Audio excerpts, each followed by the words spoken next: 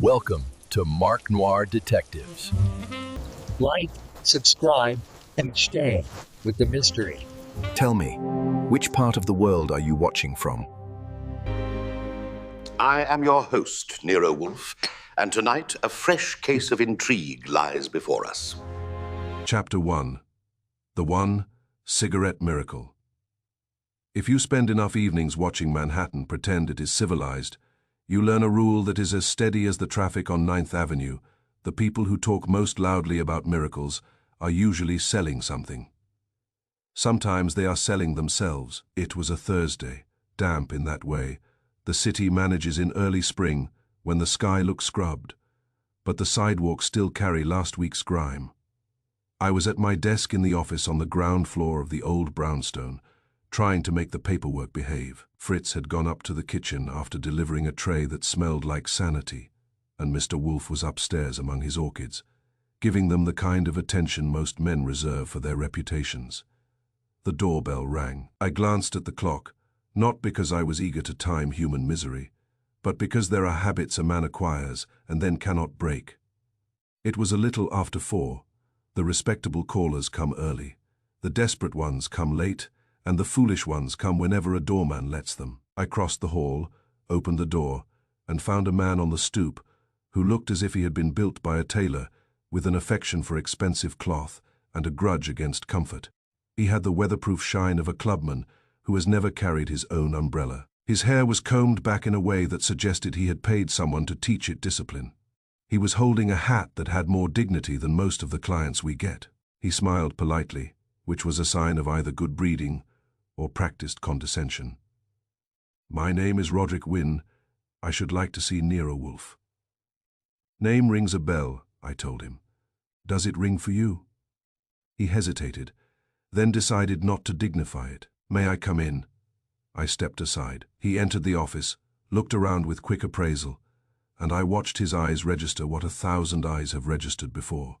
The massive desk that belonged to Wolfe, the red leather chair that belonged to Wolfe, the shelves of books Wolfe had not read recently but liked to own, the wall safe that suggested certain truths about human nature. He also registered me naturally and decided I belonged to the furniture. He led him to the red leather chair opposite Wolfe's desk, the chair reserved for clients who insist on being clients. He sat with care, as if the chair might be contagious. "Wolfe is upstairs," I said. "I can fetch him if you have something more substantial than the weather." He leaned forward slightly. "I have a matter that is absurd." "That is not a disqualification," I told him. "It is practically a credential. Tell me, and I will decide whether to disturb the orchids." His nostrils flared at that word, not from offense, but from the reflex of a man accustomed to other people disturbing whatever belongs to them. "I am a member of the Cobalt Club." "I have heard of it," I said. "It is one of those places where men go to prove they do not need women and then spend money to be reminded." He ignored that too. "There is a rumor, only one," I said. "That club must be slipping." His smile thinned. "A rumor about me." "That is more like it. Continue." He took a breath, as if inhaling the idea might hurt. "For several weeks, perhaps 6, something peculiar has been occurring. It began as a joke. It has become uncomfortable." "Uncomfortable is the city's middle name," I said. "What is happening?" He looked at the ashtray on Wolfe's desk as if it had insulted him. "Every time I empty my ashtray at the club, it refills with 1 cigarette. I waited because a man who comes to see Nero Wolfe with that line has either been drinking early or has a reason." Wynne did not look drunk. He looked offended. "1 cigarette," he repeated, as if I had failed to catch the thrilling part. "Fresh, unsmoked, the same brand." I kept my face straight. "That is awful. Is it a dangerous brand?" His eyes sharpened. "It is my old brand. I do not smoke it anymore." That landed, not hard, but clean. "What do you smoke now?" I asked. He hesitated again, then named it. Another expensive choice.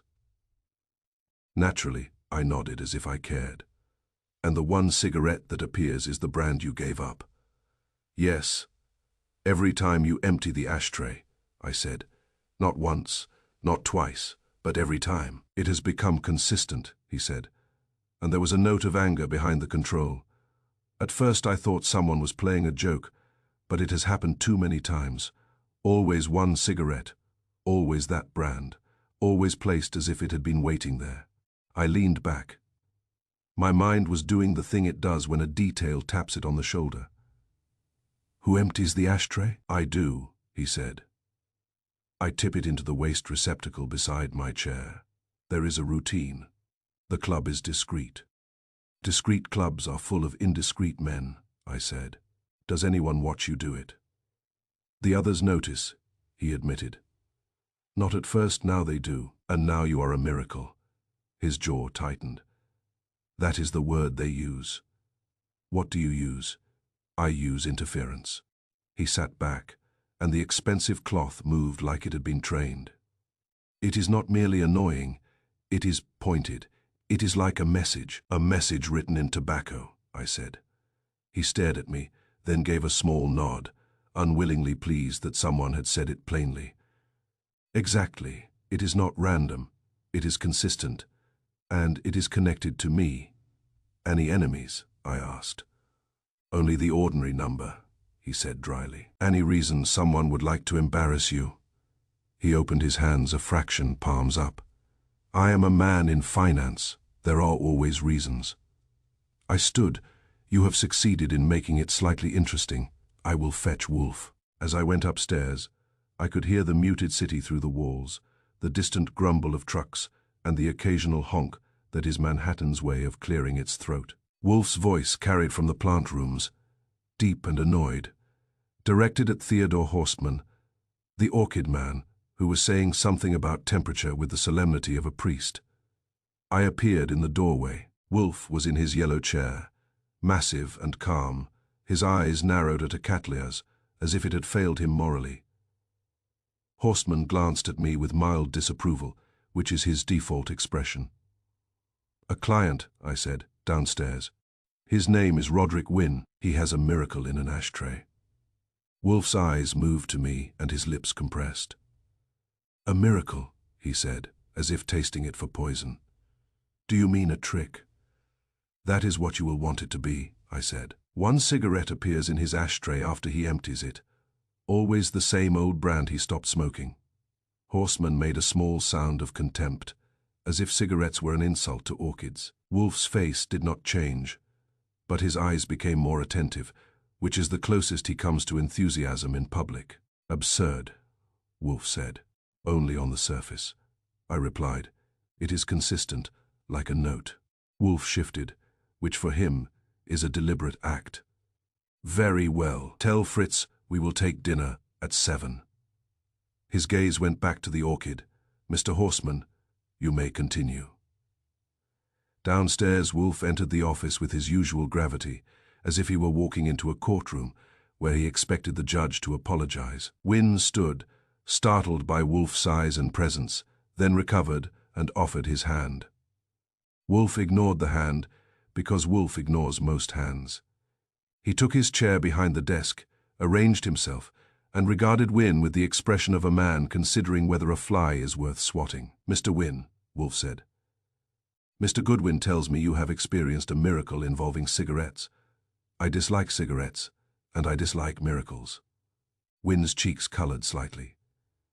"Mr. Wolfe, I am not here to waste your time." "You are already doing so," Wolfe said, and his tone made it less an insult than a fact of nature. "You may proceed."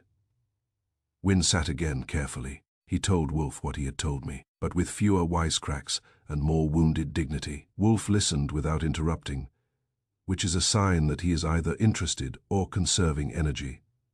I watched Wynne's face as he spoke. He was not enjoying himself. When Wynne finished, Wolfe's eyes went to me. "Mr. Goodwin, you have questions." "I do," I said. "Mr. Wynne, let us make it practical. Describe the ashtray." Wynne blinked at the change of angle. "It is a brass ashtray, oval, with the club's crest on it. It sits on a small table beside my chair, in a particular spot." "Yes." "You empty it," I said, "into a waste receptacle beside your chair." "Yes."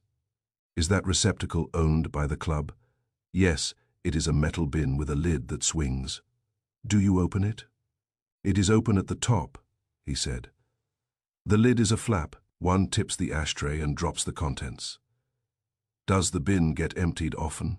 By staff, Wynne said. At the end of the evening. And the cigarette appears immediately after you empty the ashtray, I said, or later. It appears when I look again, he said. Sometimes within a minute, sometimes after a few minutes, but always after I empty it. Wolfe made a small sound. So you do not observe the appearance. Wynne stiffened. Number. Then the miracle is not a miracle, Wolfe said. It is a delay. Wynne's eyes hardened. Mr. Wolfe, I do not care what it is called. I care that it is happening. Why? Wolfe asked. The question seemed to hit Wynne harder than the cigarette. He hesitated, then said, Because it has become public at the club. Because it makes me look ridiculous. Because it implies I am. Haunted by a habit I gave up. Wolfe's gaze remained steady. You are haunted by something else. Wynne's mouth tightened. Number Wolfe's tone sharpened slightly. Mr. Wynne, the appearance of a single cigarette is childish. It would not concern you enough to come here unless you believed it carried a purpose. What purpose do you fear? There was a moment when Wynne's composure wavered. He looked at me, then back at Wolfe, and decided Wolfe was not a man to be sidestepped. I have a business matter, he said. A negotiation, a delicate one. It involves trust. I cannot afford to be the subject of jokes, and I cannot afford to be compromised. Compromised how? I asked. He did not answer directly. There are men at the club who enjoy pulling threads. If this continues, they will pull.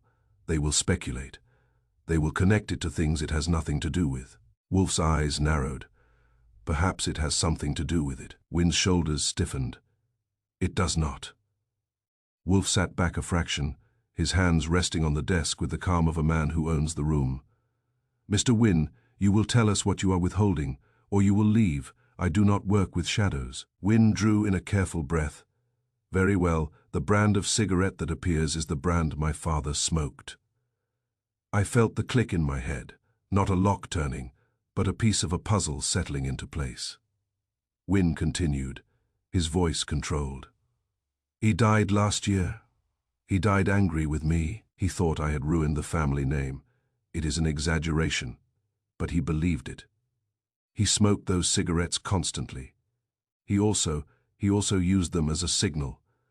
When he wanted my attention, he would leave one of them on my desk, untouched. It meant, come and take your medicine. Wolfe's eyes stayed on him. So the cigarette is not merely your old habit. It is a message from the past. Wynne's jaw tightened again. Yes, and someone at the club knows that, I said. Not many, Wynne said, but someone could. Wolfe's voice was dry. Someone has arranged for you to receive your medicine. Wynne's hands tightened on the arms of the chair. I want it stopped. Wolfe nodded once. Slowly, as if acknowledging the request's existence rather than granting it. Mr. Goodwin will go to your club. Wynne's eyes widened slightly. You will not go yourself. Wolfe's stare made the air heavier. I do not go to clubs.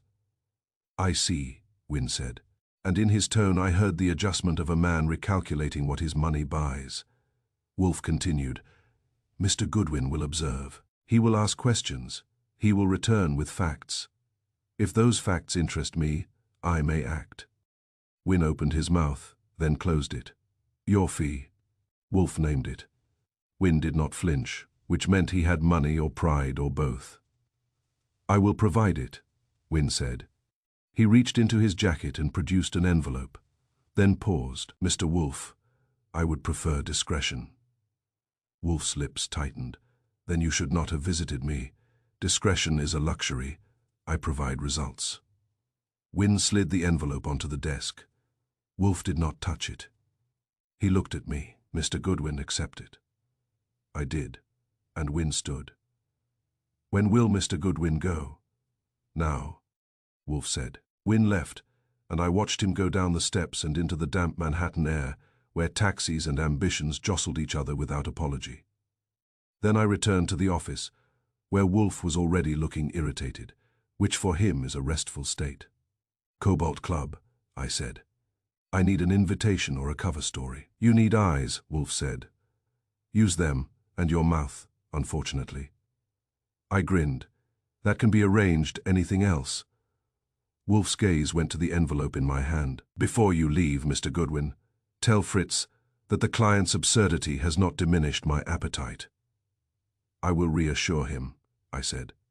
"Fritz takes your appetite personally." Wolfe's mouth twitched, almost a smile, but he suppressed it as if it were a bad habit. "Go," I went. The Cobalt Club was tucked into a part of the city that likes to pretend it is still the 19th century. The doorman looked at me the way a butler looks at a stray dog that has wandered into the drawing room. I gave him Wynn's name and my own with enough confidence to make it sound like a mistake would embarrass the building. "Not me." He made a call. Then he stepped aside. Inside, the air was thick with leather, polished wood, and the faint, stale ghost of cigars, as if the walls had been smoking before the members arrived.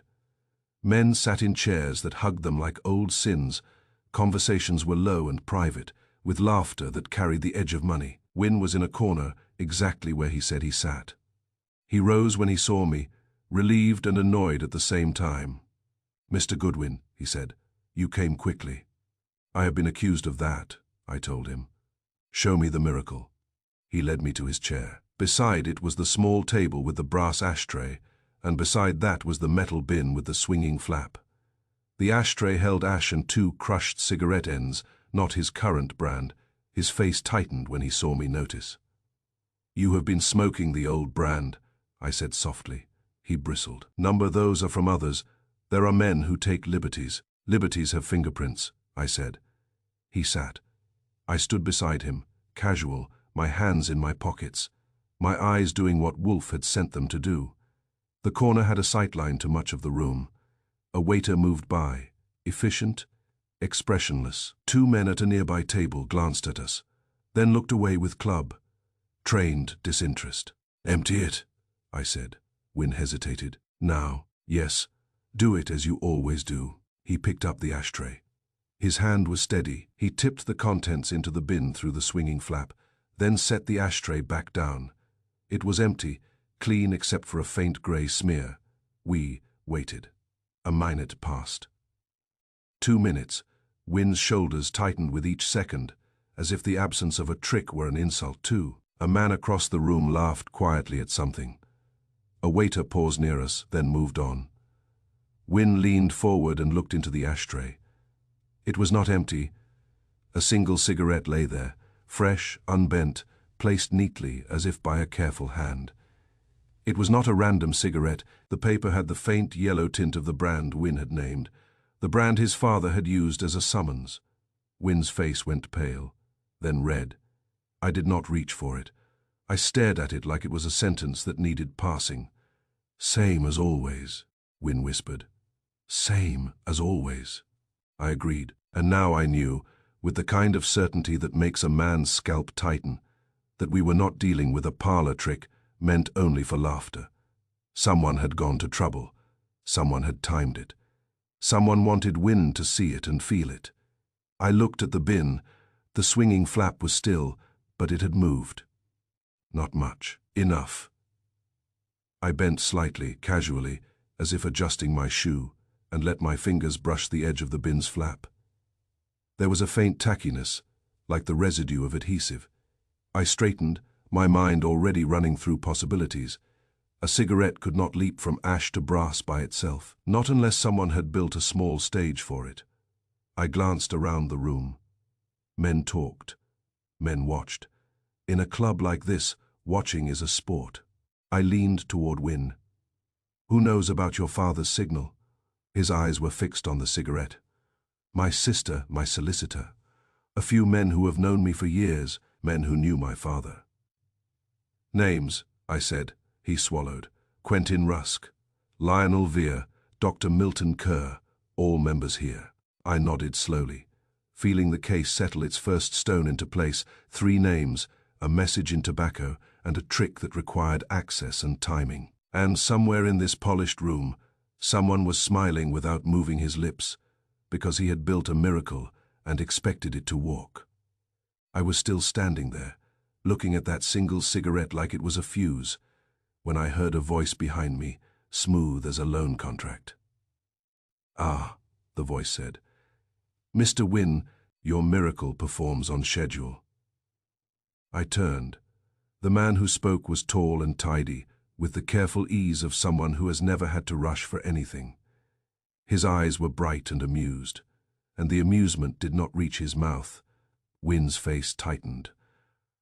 "Quentin, so that was one of them." I looked at Quentin Rusk and decided that whatever game was being played, the first real clue was not the cigarette. It was the fact that the joke had an audience, and the audience was choosing its seats. Chapter 2. Corner Table with a Secret Tongue. If the Cobalt Club had been a man, he would have been the kind who wears cufflinks to breakfast and believes sincerity is for the help. It was quiet, upholstered, and smug. It also had eyes. I took the corner table the way I take any corner table, as if it had been built for me, and I was only late because the city had delayed the delivery.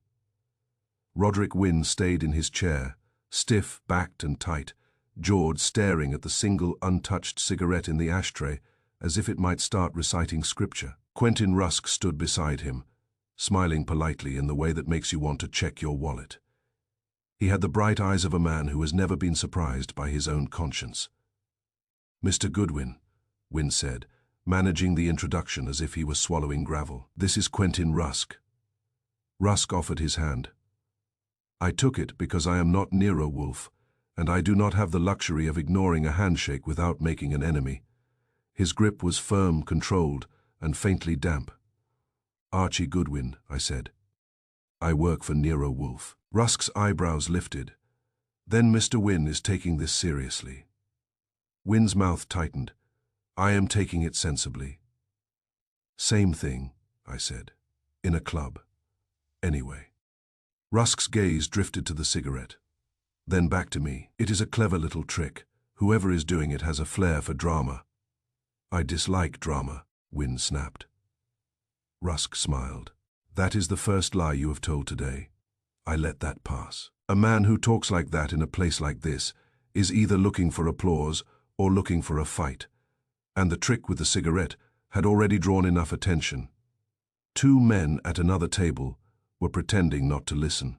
A third was pretending not to watch us pretend. I leaned in slightly. "Mr. Rusk, you said the miracle performs on schedule." Rusk spread his hands. "Only that it always seems to happen at an opportune moment. One empties the ashtray, one looks away, and there it is, like a rabbit." "You have watched it," I said. "Everyone has watched it." Rusk replied, "You cannot have a miracle in a club and keep it private, not even in this club." That was useful. A miracle that draws witnesses draws competition. It also draws someone who overplays his part. I slid into the corner chair at the small table near Wynne's, the one that gave me a clean line of sight to the ashtray, the waste bin, the waiter station, and the bar. If you are going to hunt a trick, you do it with your back to a wall and your eyes on the hands. Wynne sat rigidly. Rusk settled into a chair opposite him, too comfortable for a man who was only a bystander. A waiter arrived, with the silent efficiency of an undertaker, and set down drinks without being asked. That told me something about this club, too. It noticed habits. I watched the room the way Wolfe watches a client, not for what it says, but for what it cannot help doing. Reflections are useful. The glass panels behind the bar were mirrors in disguise, and mirrors never lie. They only show you the angle you forgot to look at. A busboy passed, then passed again. Then again. He was young, narrow, shouldered, and moved with the quickness of someone paid to be invisible. But he wasn't invisible. He was too frequent.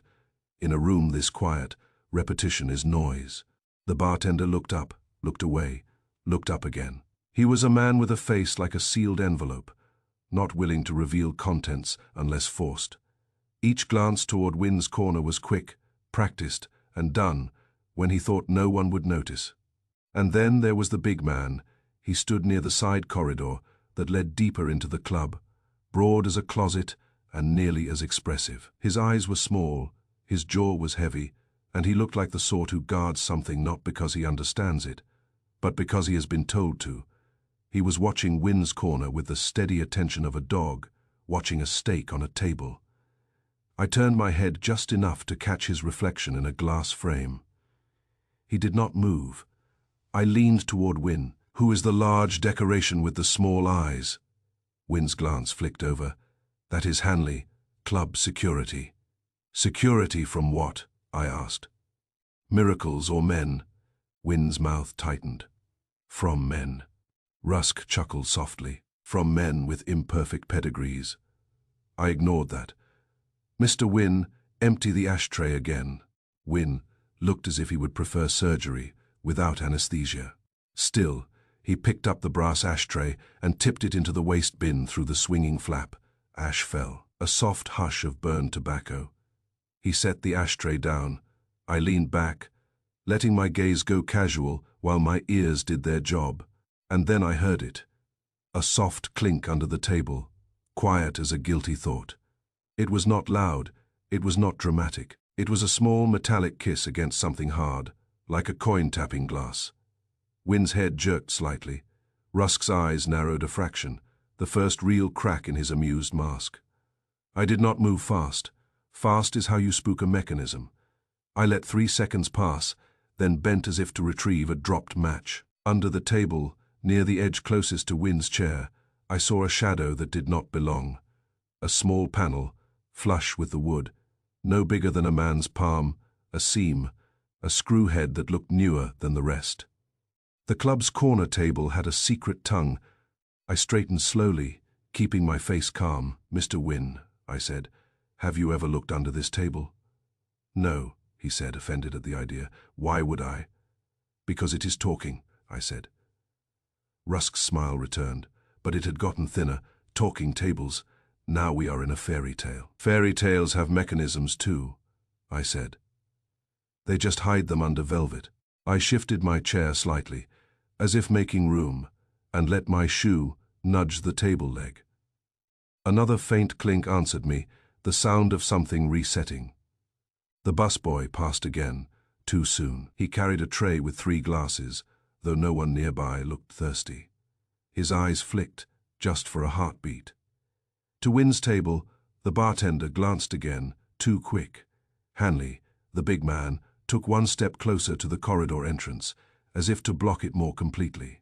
His posture did not change, but the intent did. He was guarding not the club. He was guarding access. The cigarette appeared. It did not tumble in. It did not roll. It sat there upright, as if someone had placed it carefully, as if it had been waiting to be accused. Fresh paper, clean filter, the old brand, the father brand, the summons brand. Wynn stared at it, his face tight and pale. "That," he said, voice low, "is impossible." "No," I said.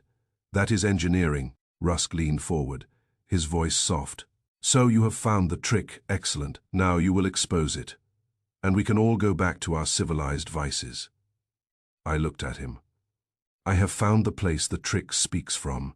I have not yet found the mouth that built it." His eyes held mine. "Are you implying that someone here is?" He let the word hang delicate as a glass ornament. "Criminal. In this room," I said. "A man can be anything as long as he does it quietly." Wynn's hands clenched. "Mr. Goodwin, stop it. Stop it now." "I will," I said, "but not by yanking screws out under a table in front of an audience that likes to gossip. That would give whoever built this a chance to slip away with his hands clean." Wolfe would have called it theatrics. I called it caution. I rose, moving with the easy confidence of a man who is merely stretching his legs. I strolled toward the bar, eyes scanning reflections. The busboy was at the far end now, whispering something to another staff member. The bartender's jaw tightened as I approached. I ordered a club soda because it gave my hands something to do without slowing my eyes. The bartender set it down, expression blank. "You have a busy corner," I said lightly, nodding toward Wynn's table. He did not look. We serve the members. And their miracles, I said. His lips tightened. I do not know what you mean. I smiled. That makes one of us. I let my gaze drift over the bar top, the polished wood, the neat rows of glassware, the brass rail below where a man's shoes rest. Then I looked down casually. There were scuffs on the rail beneath the corner corridor, fresh scuffs, the kind made when someone braces himself to reach, to pull, to press. I turned, soda in hand, and walked back toward Wynn's corner, but I did not go directly. I made a loop that carried me close to Hanley. He watched me without expression. "Evening," I said. He did not answer. "I admire a man who guards a hallway like it contains the crown jewels," I said. "What is down there, Hanley?" His eyes stayed flat. "Private rooms." "Ah," I said. "Where private men do private things." He did not blink. I nodded, as if satisfied, and moved on. But my mind kept the detail: private rooms access. A corridor guarded by muscle, a table with a hidden panel, a cigarette that appears upright, not dropped. A mechanism under the table could deliver something up through a slit or flip it into place. But the clink had sounded like metal against metal, a latch, a spring, a small weight. If the table had been modified, someone had to maintain it, load it, reset it. Someone had to be close. The busboy, the bartender, the big man, or someone who owned the table's secret tongue. I sat again. Wynn was sweating now, and he hated it. Rusk was still composed, but the amusement had cooled. I looked at the cigarette, then at Wynn. "Do not touch it." Wynn's eyes flashed. "Why not?" "Because it might have more on it than tobacco," I said. "Because it is evidence. Because your father used it as a signal, and whoever is doing this knows that. If they know that, they know other things too." Wynn swallowed. "What other things?" "Let us not borrow trouble," I said. "New York has plenty to lend." Rusk's voice was mild. "You are making this larger than it is." "I am making it the size it wants to be," I said. "A trick is not a trick when it is pointed. It is a warning, or a threat, or a lever." I leaned back and watched the room again. The reflections in the glass showed a man at a nearby table lifting his drink. A second man shifting in his chair. A third turning a page. Normal motions, normal lies. Then the busboy came past again too often. His tray was lighter this time. His hands were steady, but his eyes were not. They flicked to the table leg, to the underside, to the ashtray. Quick as guilt. I caught it. He caught me catching it. His face went blank, and he walked on. Fast. I turned to Wynn. "Mr. Wynn, who sits at this table when you are not here?" Wynn blinked. "It is my usual place." "Usual is not exclusive," I said. "Who else uses it?" He hesitated. "Sometimes Lionel Veer, sometimes Dr. Kerr. Occasionally Quentin when he wants to be seen." I ignored him and looked at the cigarette again, fresh as a promise, upright like an accusation. I could almost hear Wolfe's voice in my head, cool and contemptuous. "Mr. Goodwin, you are staring. Staring is not thinking." So I stopped staring and started arranging. I stood. "Mr. Wynn, we are leaving." Wynn's head snapped up. "Leaving now?" "Yes," I said. "We have confirmed the pattern, and we have confirmed a mechanical element. I have no intention of letting whoever is running this show see me crawl under furniture. That would be a gift." Rusk lifted his eyebrows. "Running away." "Strategic retreat," I said. "A fine old military tradition. You should try it sometime." Wynn rose reluctantly. He cast one last look at the cigarette, as if it might follow him home. As we walked toward the exit, I felt eyes on us. Not just the curious eyes of clubmen, the watching eyes of staff who were suddenly too busy. Hanley shifted at the corridor, tightening his stance. The bartender looked up too quick, and the busboy, near the waiter station, paused just long enough for me to see his fingers brush something in his pocket, small and metallic. A key or a tool. or the kind of object a man carries when he has to feed a table its secret tongue. Outside, the air felt cleaner, which is always funny in New York because the air is never clean. It is just less smug. Wynne exhaled, as if he had been holding his breath inside the club. "What now?" "Now," I said, "I go back to West 35th Street and tell Wolfe that your miracle has a clink, a hidden seam, and an audience that is too coordinated to be innocent." Wynne's face tightened. "Can he stop it?" "He can stop anything that is built by hands," I said. "The question is why it was built in the first place." Wynne's gaze slid away, and that was answer enough for the moment. I hailed a taxi and climbed in, already composing the report in my head. Wolfe would not smile. He would measure. Because the world only gives you a miracle when someone built the trick, and the man who built it was close enough to hear that soft clink under the table, and close enough, maybe, to do more than leave a cigarette behind. Chapter 3. The signature behind the bar. I got back to the brownstone with the club smell still in my nose, that blend of leather, polished wood, and men who think secrecy is a virtue instead of a habit. Fritz was in the kitchen, conducting dinner the way Toscanini conducted Wagner, and Wolfe was already planted at the table with a napkin, spread like a flag of conquest. He looked at me over the rim of his glasses. Well, I sat.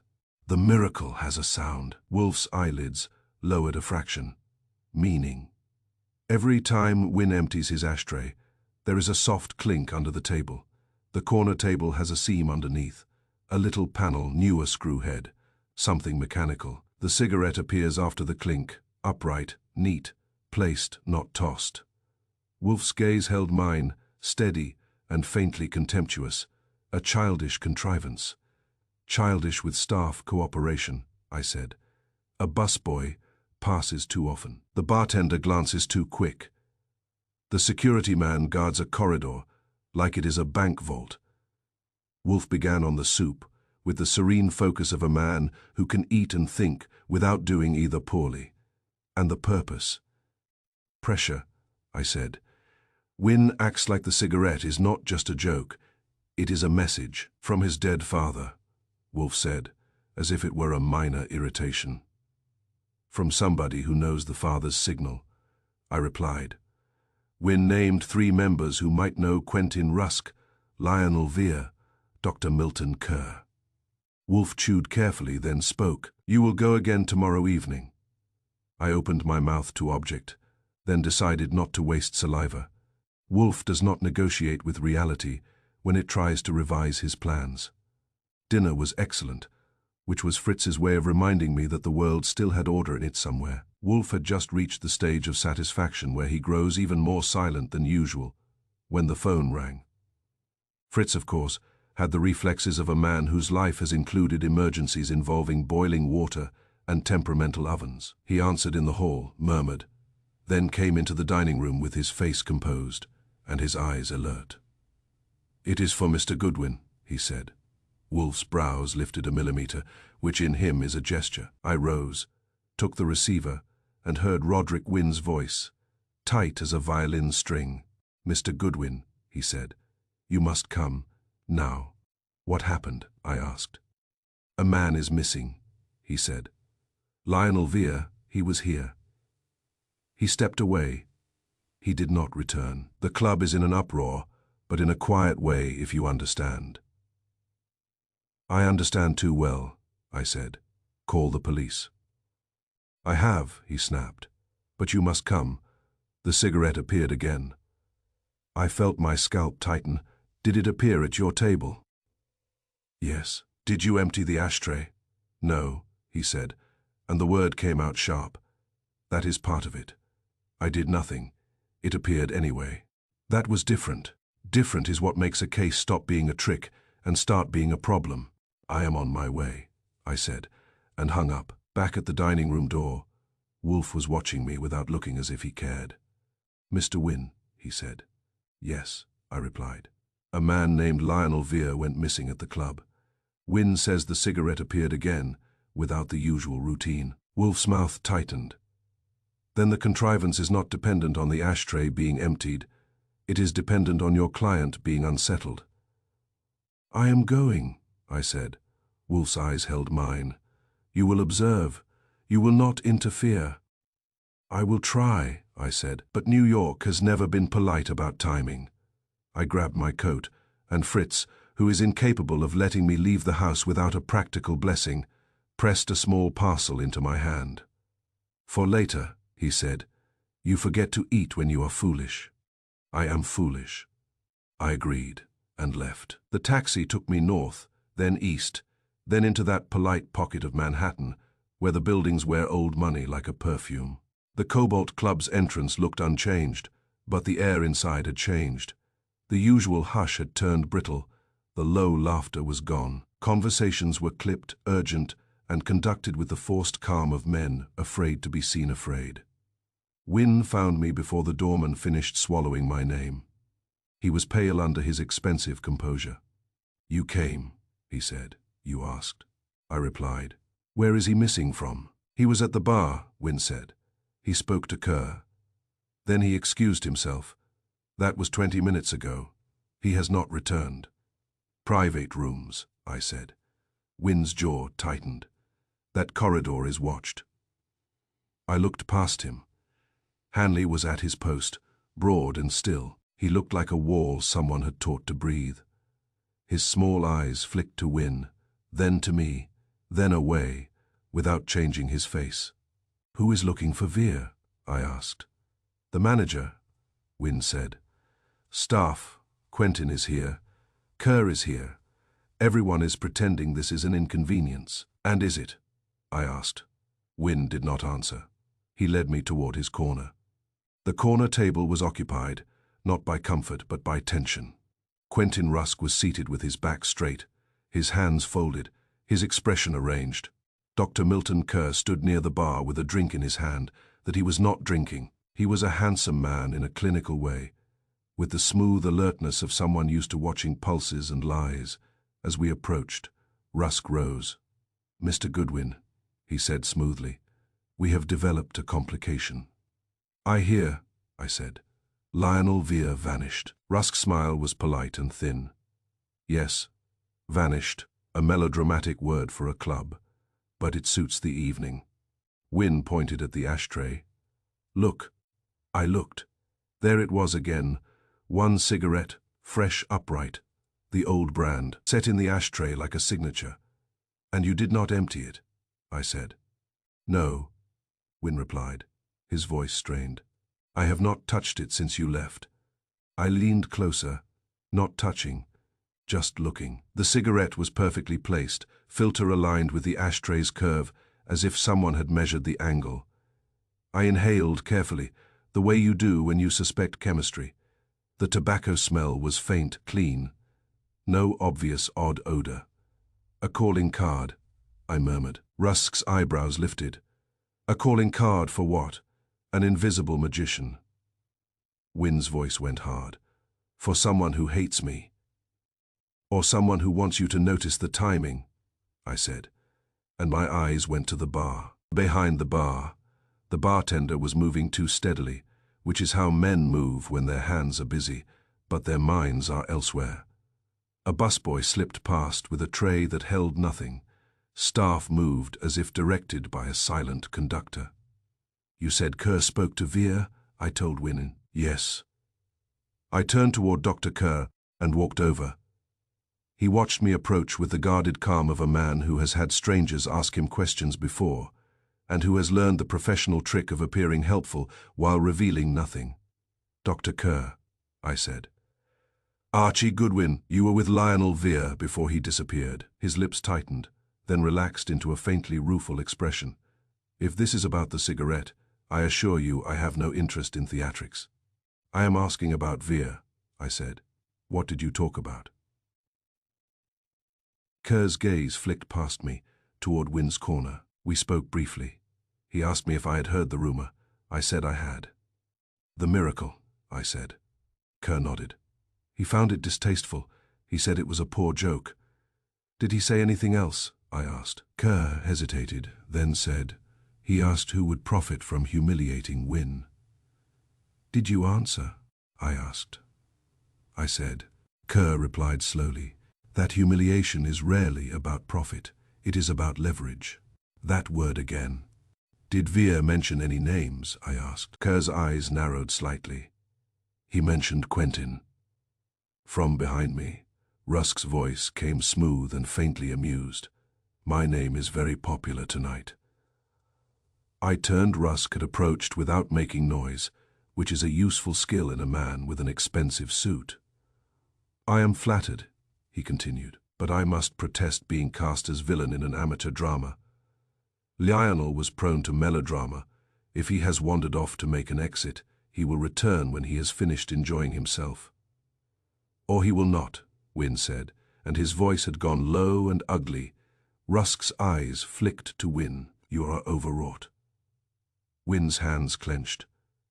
You would be too, if your dead father's habits were being used as a whip. Kerr shifted slightly, as if considering whether he ought to intervene. I was about to say something when the manager appeared, a compact man with a controlled expression and a shine on his forehead that did not belong to club polish. Mr. Wynne, he said, the police are here. Wynne stiffened. Rusk's smile faded a fraction. Kerr went very still. All right, I said. Show me where they are. We moved toward the corridor that Hanley guarded. 2 uniformed cops were at the entrance, and behind them was a familiar bulk in a rumpled suit. Inspector Kramer had the expression of a man who has been called away from something he wanted to eat, which put him in a bad mood before he even found the body. His eyes landed on me and narrowed. Goodwin, Inspector, I said. Nice night to visit a club. Save it, he growled. Who called you? Wynne, I replied. Kramer looked at Wynne with suspicion, then back at me. Where is Wolfe? At home, I said. Convenient, he snapped. He sends you to do the dirty work. That is one way to describe partnership, I said. The manager cleared his throat. Inspector, we have found Mr. Veer. Kramer's face hardened. Where? The manager gestured. Behind the bar. We went. The bar area had been cleared of members, but not of curiosity. Men were clustered at a polite distance, leaning the way clubmen lean when they want to see blood, but do not want to admit it. Staff hovered like nervous shadows. Behind the bar, in the narrow space where bottles and ice and money usually live, Lionel Veer lay on the floor. He was folded wrong, like a chair that finally broke. There was no dramatic mess, no blood spattered on bottles, no broken glass, no obvious violence. His head was turned to one side, his mouth slightly open, his eyes half, lidded in an expression that was more surprised than frightened. Death had done paperwork in the shadows. Kramer knelt with the reluctant care of a man who knows he will regret touching anything. A police doctor was already there, murmuring and prodding. He's dead, the doctor said unnecessarily. No obvious trauma. Kramer's jaw worked. Time. Not long, the doctor replied. Minutes, perhaps. I let my eyes do what Wolfe had trained them to do. Veer's hands, his fingernails. No sign of struggle. His cuffs were neat. His tie was still properly knotted, but the collar was slightly damp, as if he had perspired suddenly. Poison had 100 ways of being polite.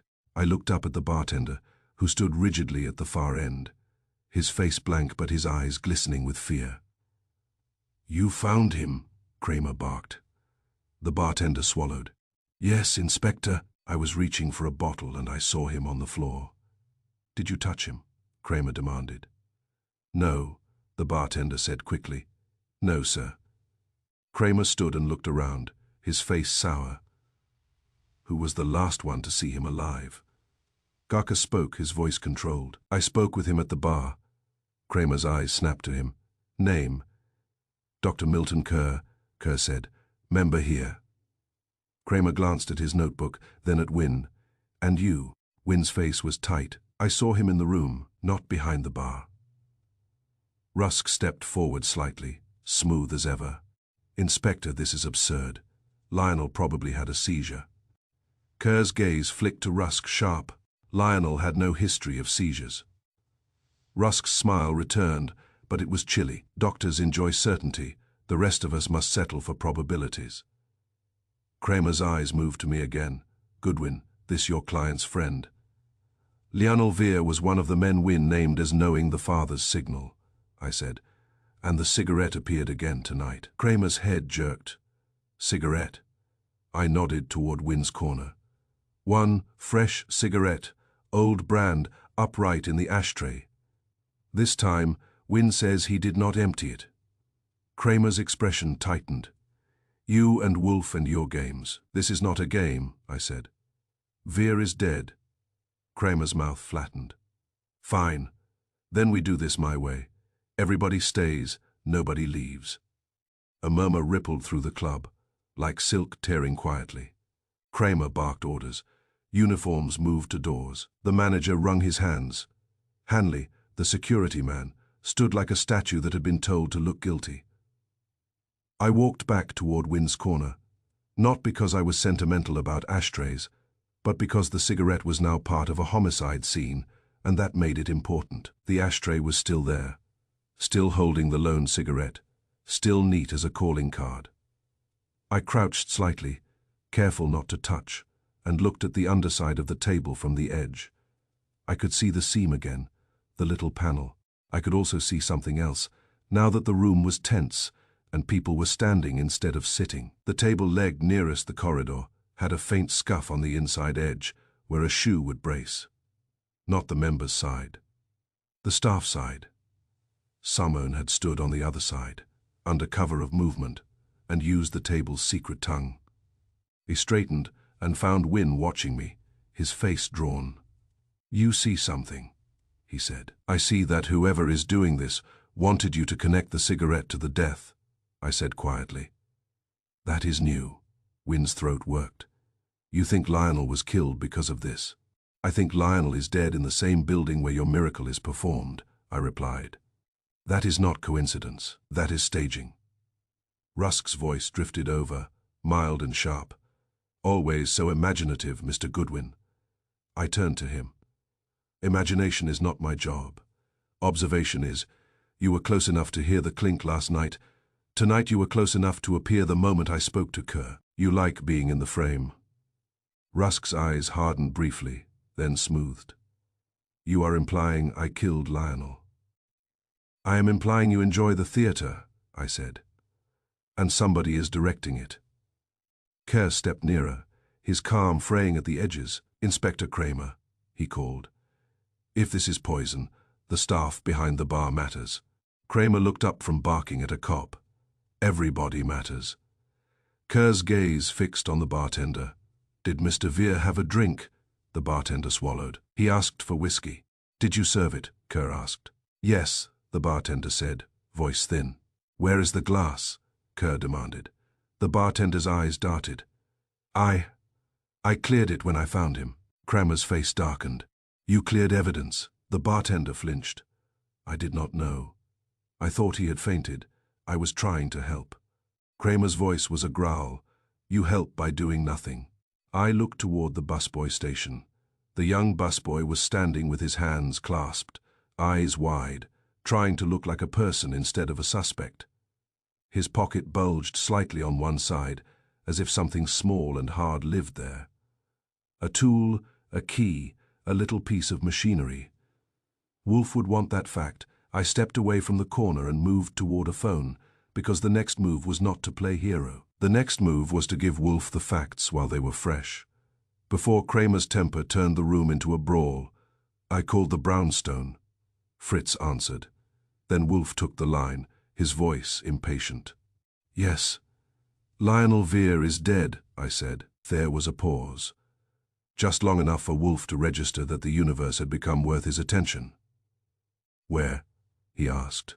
Behind the bar at the Cobalt Club, I said. No obvious trauma.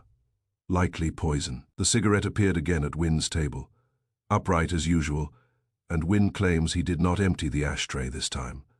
The corner table has a hidden panel underneath. A mechanism. Staff behavior is coordinated. Security guards the corridor.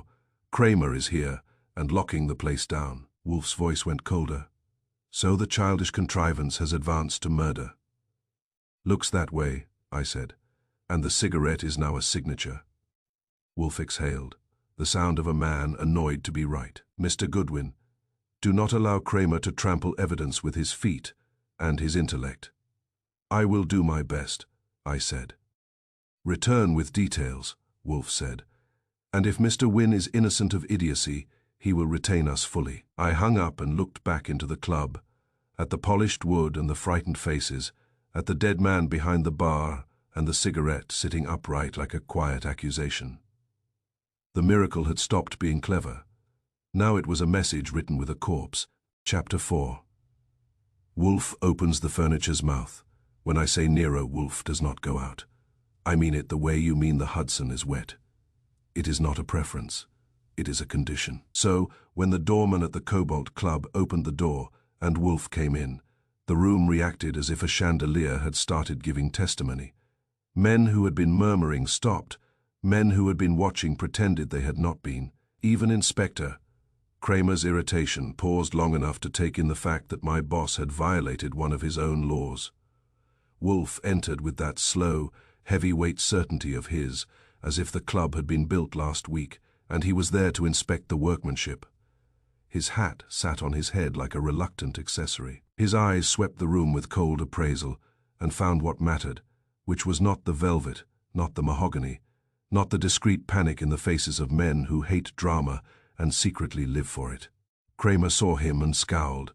So the great man decided to show up. Wolfe regarded him as if Kramer were a stain on the upholstery. Inspector, I am here because Mr. Goodwin informs me that a murderer is using furniture to communicate. That is intolerable. Kramer jerked a thumb toward the bar area, where a sheet covered the shape of Lionel Veer. There is a dead man behind my bar, and you come to scold a table.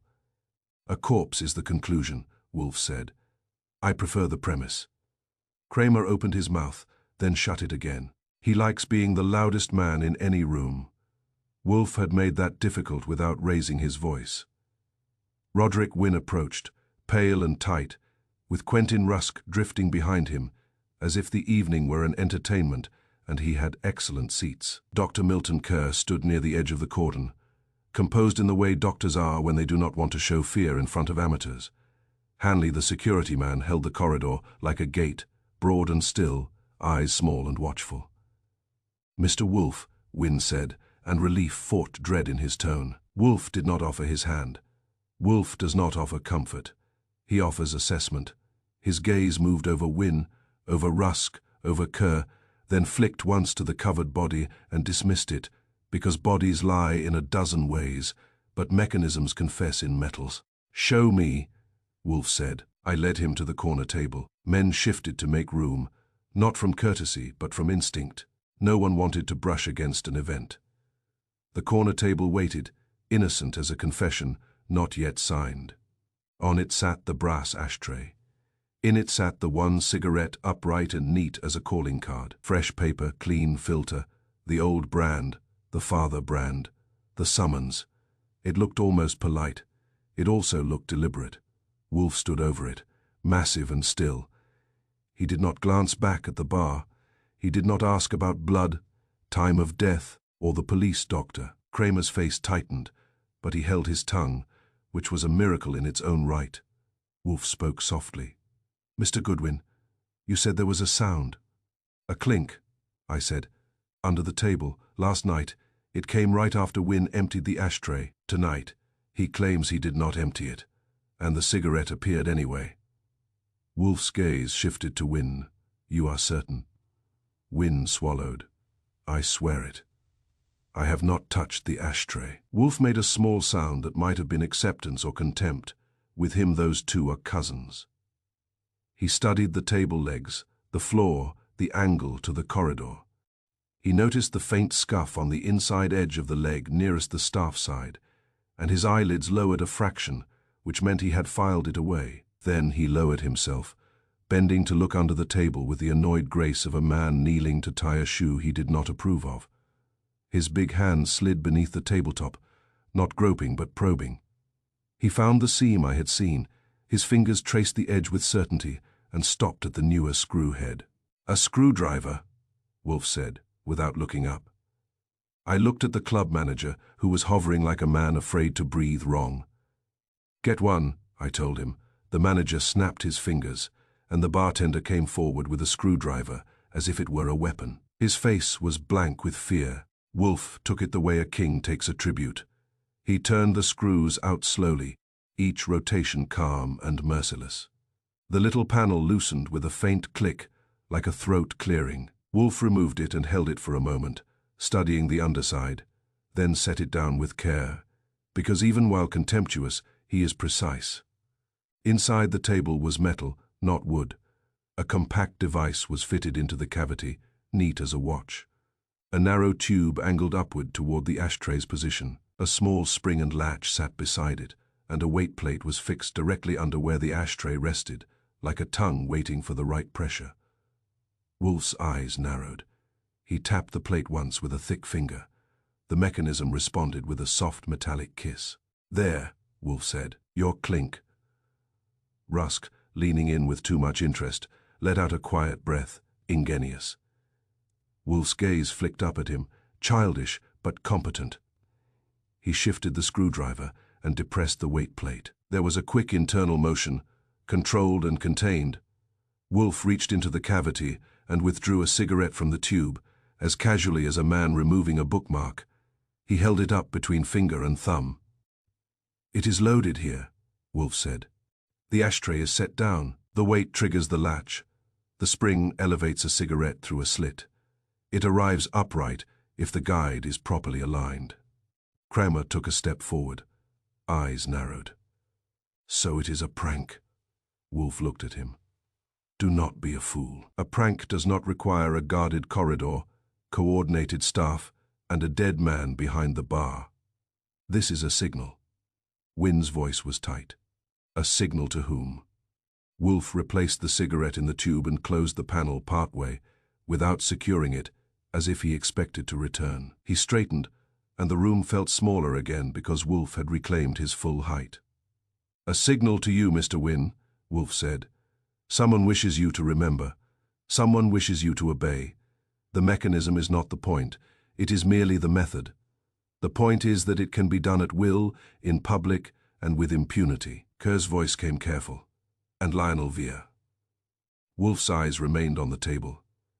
"The corpse is a punctuation mark. It emphasizes the sentence. The author expects attention." Kramer's jaw worked. "You are going to tell me who built it?" Wolfe's mouth tightened. "In time, Inspector. First we learn who had access to the table's underside, who could load the tube, who could reset the latch, and who benefits when Mr. Wynne is made to feel summoned." He looked at me. "Mr. Goodwin, you will speak to the staff, particularly the busboy who passes too often, and you will obtain the names of those who use this corner when Mr. Wynne is absent. We will have facts. Then we will have a murderer." Wolfe's gaze returned to the cigarette in the ashtray. "Not a joke," he said. "Not a prank. A signal. And signals are used for one purpose. To make a man move," I said. Wolfe's eyes held mine. "Precisely." Chapter 5. The signal that calls the shot. If there is one thing Nero Wolfe dislikes more than being disturbed, it is being disturbed by stupidity. The Cobalt Club had supplied plenty of disturbance, so Wolfe began rationing his patience the way Fritz rations salt. We got back to the brownstone after midnight. Kramer had finally decided that keeping a roomful of indignant clubmen corralled was not the same as solving a murder. And he had released them with warnings, threats, and the kind of scowl that can curdle cream. The body was on its way to the morgue. The club was sealed up tight enough to satisfy its manager, and not tight enough to satisfy Kramer. That left Wolfe with a mechanism in his memory, and me with a notebook full of faces. In the office, Wolfe sat behind his desk with his hands folded, and his eyes fixed on nothing, which for him is the same as looking at everything. I dropped into my chair and opened my notebook. Wolfe spoke without looking at it. "What did you observe, Mr. Goodwin?" "You opened the furniture's mouth," I said. "I watched the people. The table has a spring-loaded dispenser under it, aligned with the ashtray position. It can be loaded and it can be reset. There is a clink when it trips. There are scuffs on the staff side where someone braces a foot.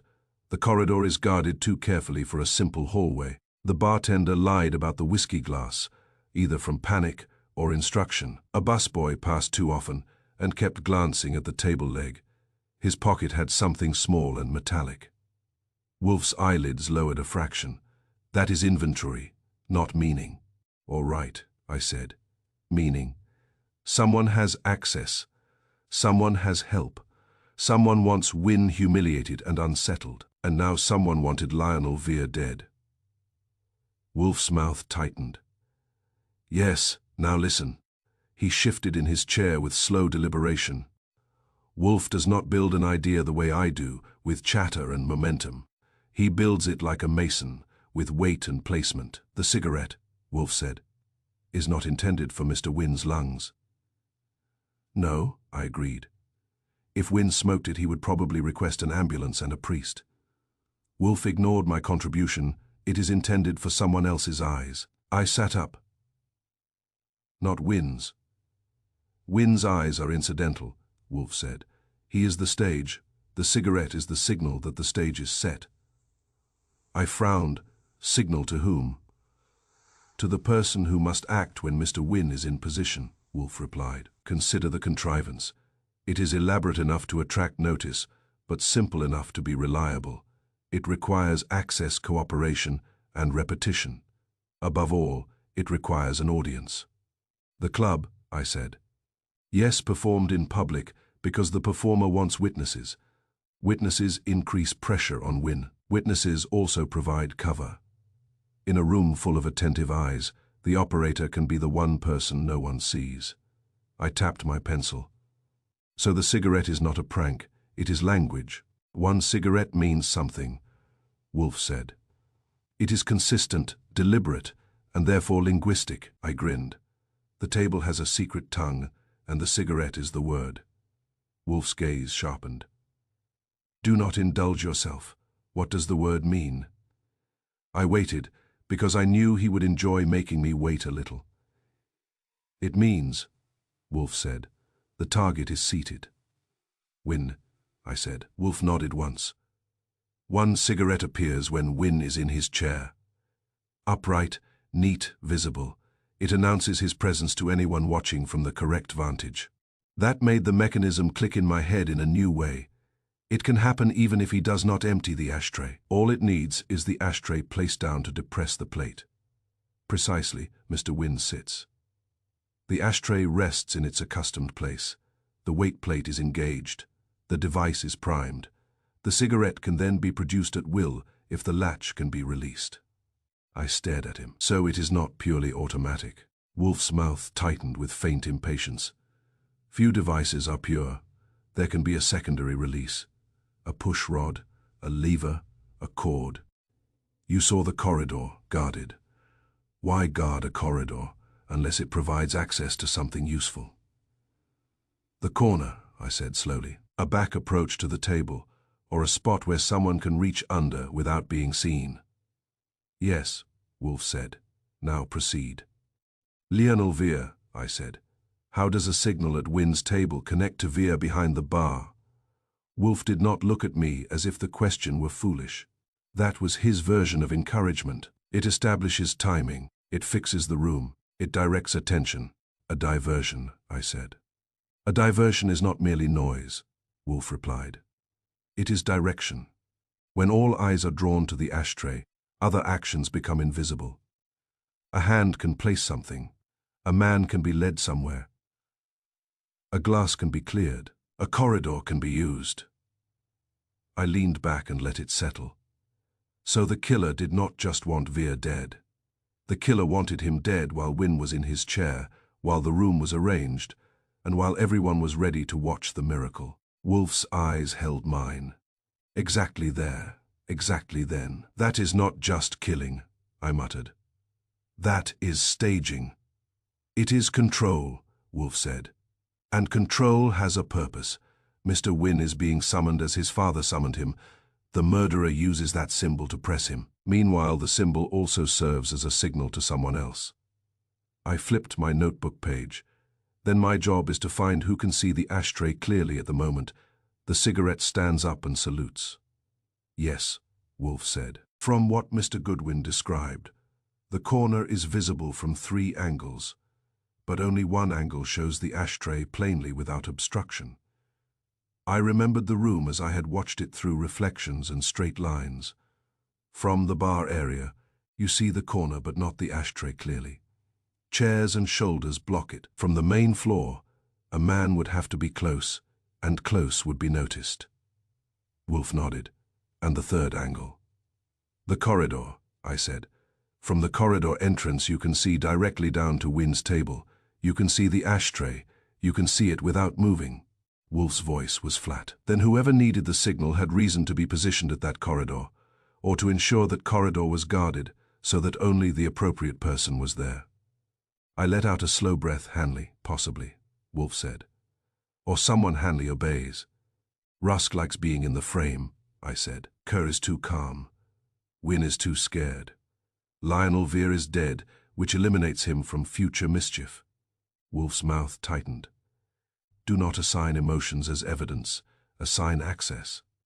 All right, I said. Access. Who loads the cigarette tube? Staff. Who can reach under the table? Staff side. Who can release a secondary latch from the corridor? Someone with corridor access. Someone Hanley will not stop. You will determine who has keys to the private rooms, who maintains the furniture, and who may stand at that corridor without comment. And you will learn why Mr. Veer was at the bar at the critical moment. I closed my notebook. And if I get myself hit with a brass ashtray, Wolfe's gaze cooled. Then you will have earned it. Do not be hit. He leaned back, satisfied, and for a moment the office felt like itself again. Safe and orderly, and owned by reason.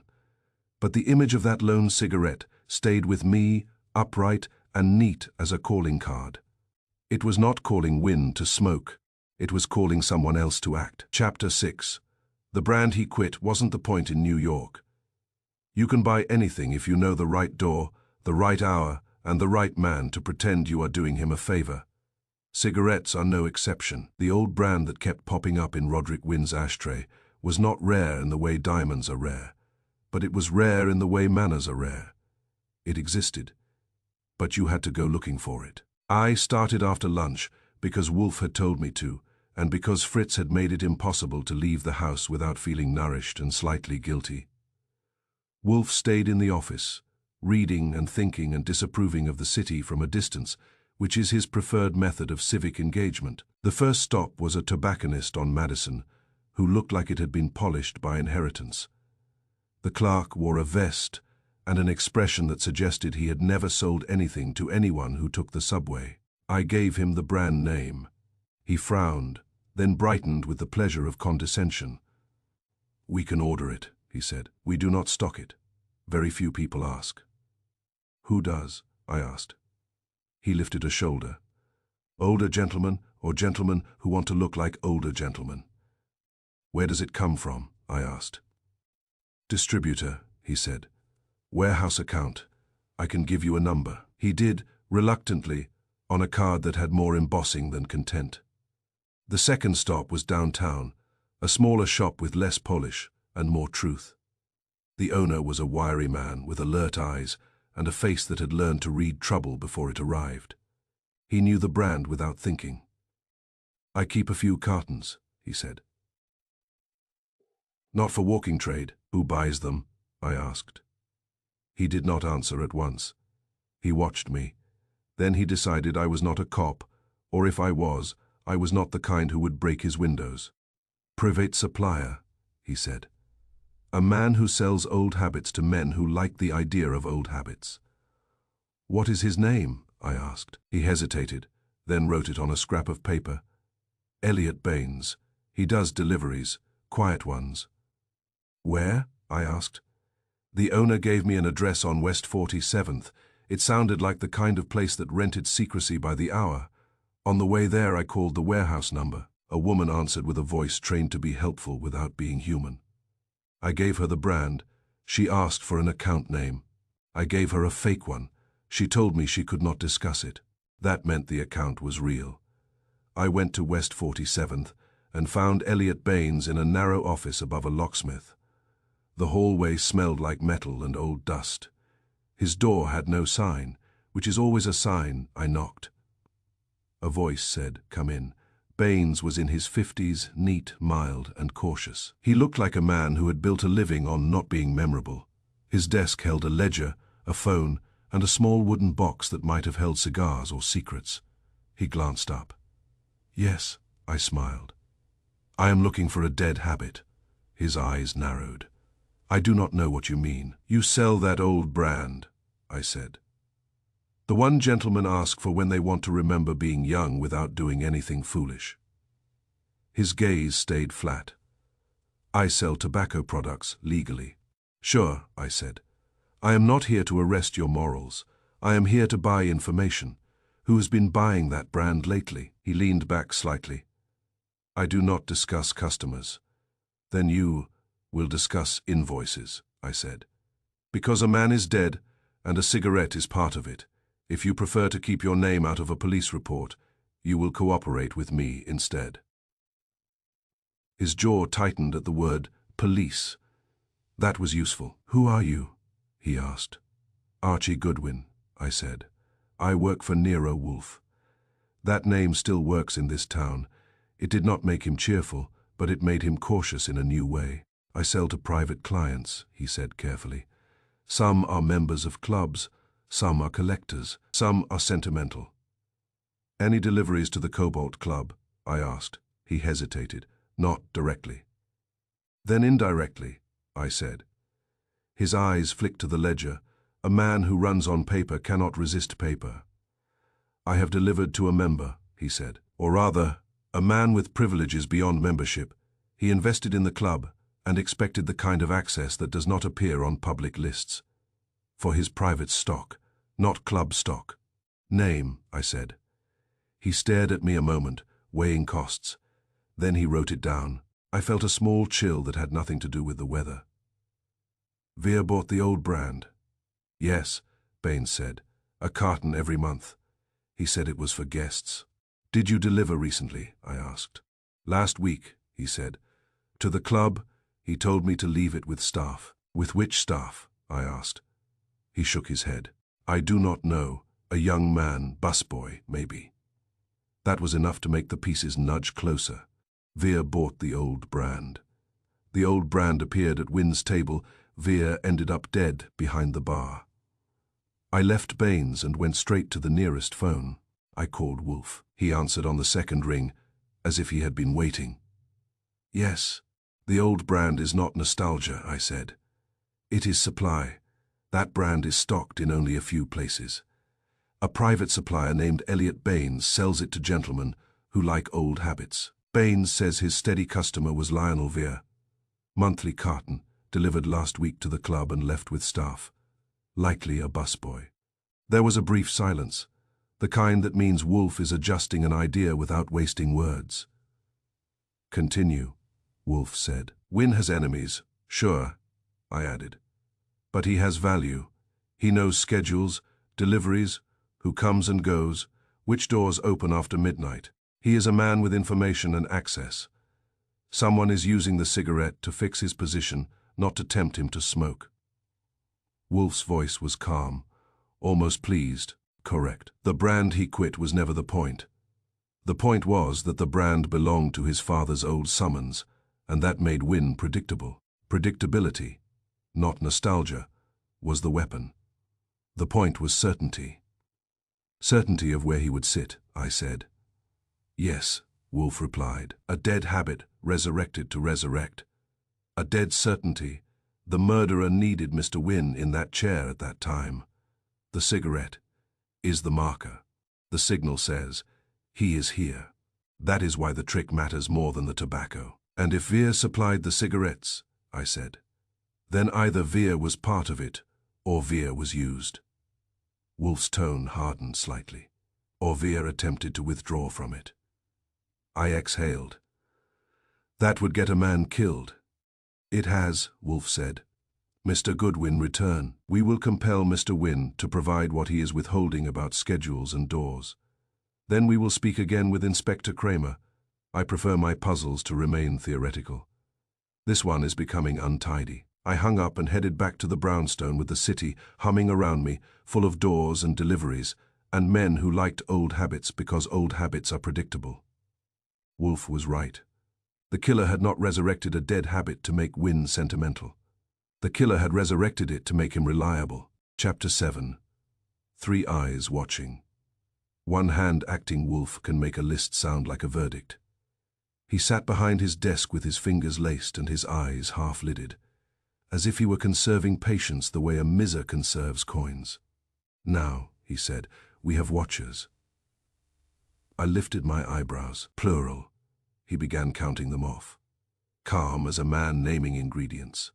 The bartender, whose timing is too perfect. The busboy, whose feet are too restless. The security man, Hanley, whose eyes are too small for his head. That is 3, I said. You sound almost cheerful. I am never cheerful, Wolfe replied. I am organized. Watchers are useful. They are not necessarily guilty. That is comforting, I said, for them. Wolfe's gaze pinned me. Watchers are often employees in a machine that someone else cranked. A busboy watches because he is told. A bartender watches because he is paid. A guard watches because he is trained. The hand that acts may be elsewhere. I nodded. That fit what I had seen. The staff had moved like men following cues, not like men improvising. The signal was visible. The mechanism was simple enough to be reliable. The murder was quiet enough to be planned. Wolfe continued. You will return to the club. You will learn who controls that corner, who supplied the table, and who had reason to see the ashtray clearly at the decisive moment. Ashtray vision, I said. A specialized talent. Wolfe ignored me. And you will learn what occurred in the private rooms on the night Mr. Vere died.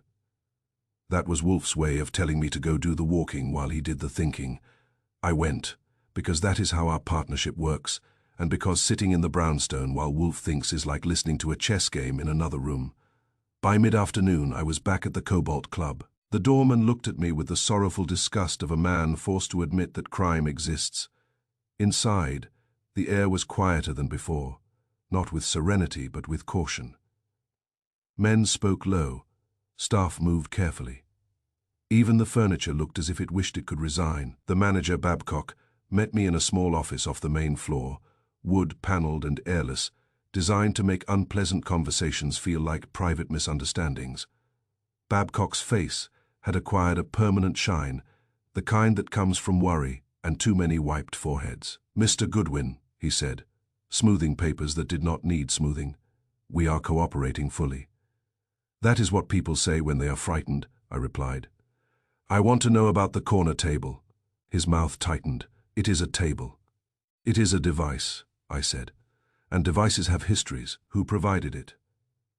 Babcock hesitated just long enough to tell me I had found a sore spot. It was donated, he said. By whom? I asked. He glanced at the door, as if the corridor might be listening. A member name, I said. It is not on the current inventory, he tried. Then it is on an old one, I said. Or on receipts. A club like this keeps receipts the way it keeps secrets carefully. That got him. He opened a drawer and produced a thin folder, the kind that holds old decisions people hoped would stay old. He flipped through papers with reluctant fingers and pointed at a line item from a refurbishment years back. No member name, no letterhead, only a notation in neat handwriting, and a payment record. Private, he said, paid privately. And the private payer has a name, I said. Babcock swallowed. Not on the paperwork, but on the receipts, I said. He nodded, defeated. Silas Crest. The name meant nothing to me, which made it promising. In my experience, the men who matter most are the ones whose names do not get spoken unless someone forces it. Crest is a member, I said. Babcock corrected instantly. A contributor. An investor. He prefers quiet arrangements. Quiet men prefer quiet crimes, I said. Does he have a private room? Babcock's eyes flicked to the corridor. Room 7. The corridor Hanley guards, I said. Yes, Babcock admitted, and his voice lowered.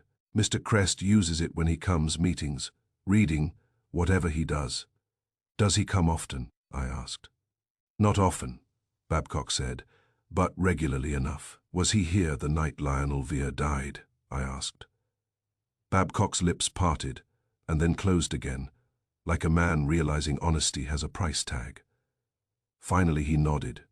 He reserved room 7, kept it dark, and used it not for comfort but for vantage. A dark room in a busy club is not privacy. It is observation. He observed, I repeated. Did he use it? Babcock hesitated, then said softly, The room stayed dark.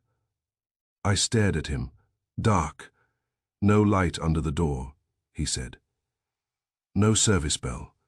No request. Hanley said no one entered, but it was reserved, I said. Babcock's face went paler. Yes. Like he did not want to be seen, I said, only to see. Babcock did not answer, because his silence was doing the job. I left him in his office with his receipts and his dread, and went back onto the club floor. The bar area still looked scrubbed and offended, as if the club believed disinfectant could also remove memory. The corner table sat where it always sat, innocent in appearance and guilty underneath. Hanley was at the corridor entrance, broad as a wardrobe, and about as talkative. His small eyes watched the room without expression. I walked up and gave him my friendliest face. It was not my best weapon, but it was portable. Hanley, I said, room 7, Silas Crest, you know him. I do not discuss members, he said. Then discuss doors, I replied. On the night Weir died, room 7 was reserved. Was anyone in it? No, he said flatly. You are sure? I asked. I am sure. Then why reserve it? I said. Why keep it dark? He did not blink. Not my problem. It becomes your problem when a man is dead, I said. Who has keys? His jaw tightened. Manager, staff, members with rooms. Does Crest have his own key? I asked. His eyes flicked, quick and unwilling, toward the corridor, then back to mine. Maybe. That one word was better than a confession. It told me where the pressure point was. Hanley was not the hand, but he was a hinge, and hinges do not lie well when you lean on them. I drifted away and watched the staff from a distance. The bartender's movements were smooth, controlled, and slightly too careful, like a man walking around a broken glass he pretends not to see. The busboy moved in short loops, never quite settling, his feet restless as Wolfe had predicted. He glanced at the corner table more than a man should glance at furniture. 3 eyes watching, 1 hand acting, and somewhere above, in an upstairs room kept dark on purpose, a quiet investor had reserved space not to be comfortable, but to be positioned, not to be seen, only to see. I stepped outside, hailed a taxi, and headed back to West 35th Street, with the name Silas Crest in my pocket, like a new coin. Wolfe would like it. He likes invisible men, because invisible men always have to work harder to stay that way. Chapter 8. The poison that needed a seat Lionel Weir had not died the way men at the Cobalt Club preferred to imagine death. There was no brawl to gossip about, no blade to admire, no sudden shout that would let a witness feel heroic. He died clean, as if the killer had brought manners to murder and expected the room to appreciate the restraint. A discreet ending for a discreet place, except for one detail that refused to be discreet at all, the lone cigarette standing upright in Roderick Wynne's ashtray, like a neat little accusation. Wolfe received that picture with the same expression he uses when someone offers him weak coffee. He did not waste breath on disgust. He simply let his silence deepen until the room had to fill it. Inspector Kramer arrived at the brownstone the next morning with a face like bad weather and a folded paper that looked as if it offended him by existing. He came into the office without waiting to be invited, dropped into the red leather chair, and glared at Wolfe as if my employer had personally poisoned the East River. No broken bones, Kramer said. No knife. No bullet. The doctor says poison. Wolfe's eyes did not leave his book. They often say poison when they cannot imagine anything else. Kramer's jaw worked. Irritation in the throat and stomach, quick collapse. They are testing what they can scrape from the bar drain. That takes time. Wolfe closed the book with deliberate care, like a man shutting the lid on a nuisance, and regarded Kramer. Time is what the murderer purchased. Kramer leaned forward. All right, you have a trick table and a cigarette circus. Explain how that kills a man behind a bar. Wolfe's gaze shifted to me. Mr. Goodwin. Report. I gave it to him plain, Silas Crest's name appearing only on receipts and nowhere on club paperwork. The corner table purchased privately and fitted with a dispenser. Room 7, reserved on the night of Vere's death and kept dark, like a blind pulled down in a window where someone still wanted to look out. Hanley guarding the corridor with his small eyes and big body, the busboy's restless circuits, the bartender's too perfect, timing the cleared glass. Kramer listened with reluctant attention because he hates Wolfe's methods, but hates unsolved murder more. When I finished, Wolfe interlaced his fingers and spoke with the calm of a man laying a blueprint on a table. Inspector, the murder required a seat. Kramer blinked. A seat. Yes, Wolfe said. Mr. Vere did not die because he fought, or because he surprised the wrong man. He died because the room had already been arranged around someone else's habits, and he stepped into the open space that arrangement created. He died because he moved at the wrong moment. That moment was confirmed by Mr. Wynn's presence in his chair. Kramer's eyebrows lowered. Say it so I can hear it without your attitude. Wolfe's expression suggested he would rather converse with a rhinoceros. He complied anyway. The cigarette in the ashtray is not nostalgia. It is not temptation. It is a signal. One cigarette upright means the target is seated. Once is odd, repeated with the same man in the same chair, it becomes a system.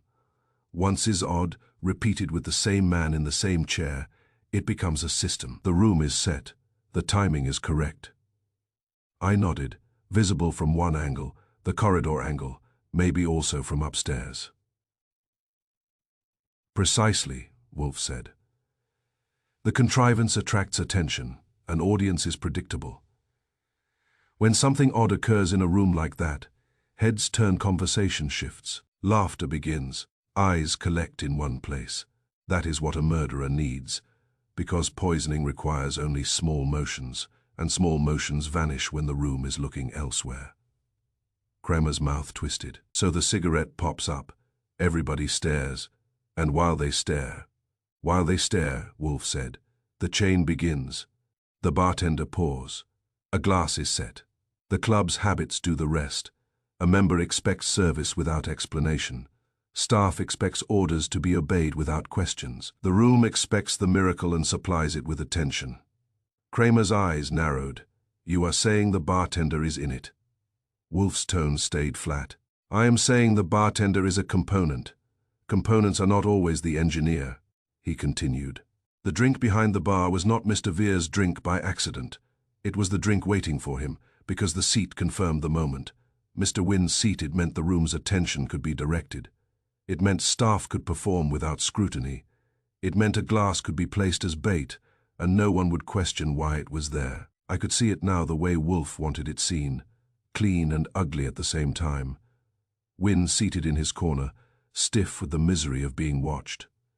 The ashtray set down, the weight plate engaged, the soft clink under the table, the cigarette rising upright like a salute, heads turning, smiles forming, someone making a remark loud enough to carry, laughter polite and poisonous.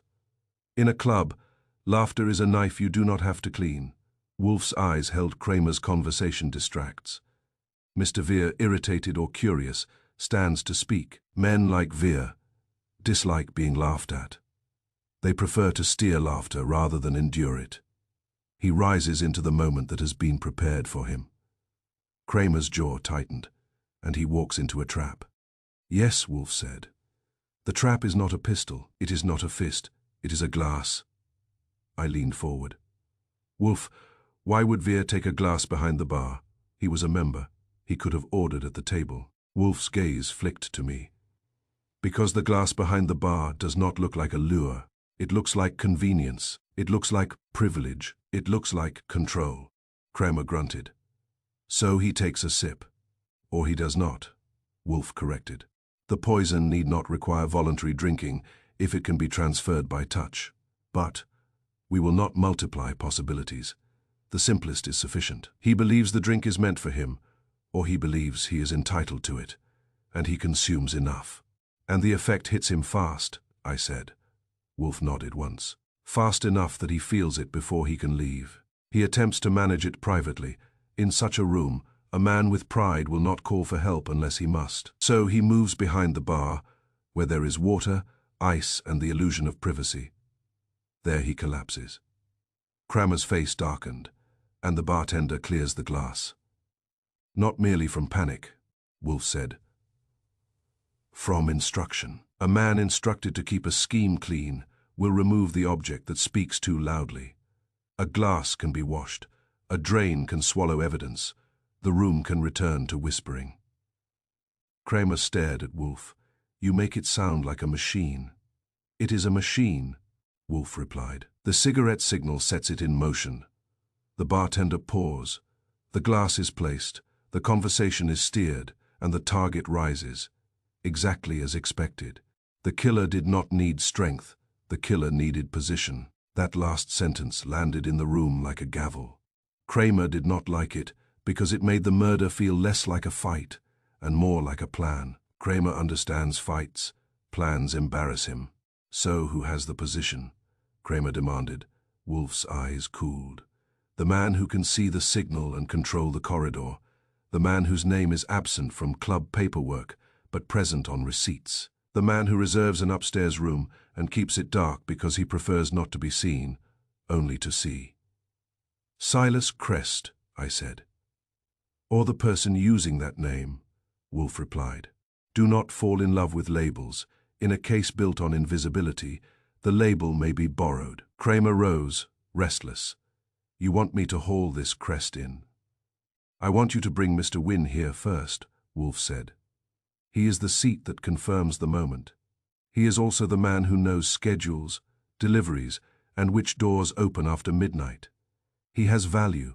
The murderer uses that value. Mr. Wynne will tell us what he has not told us.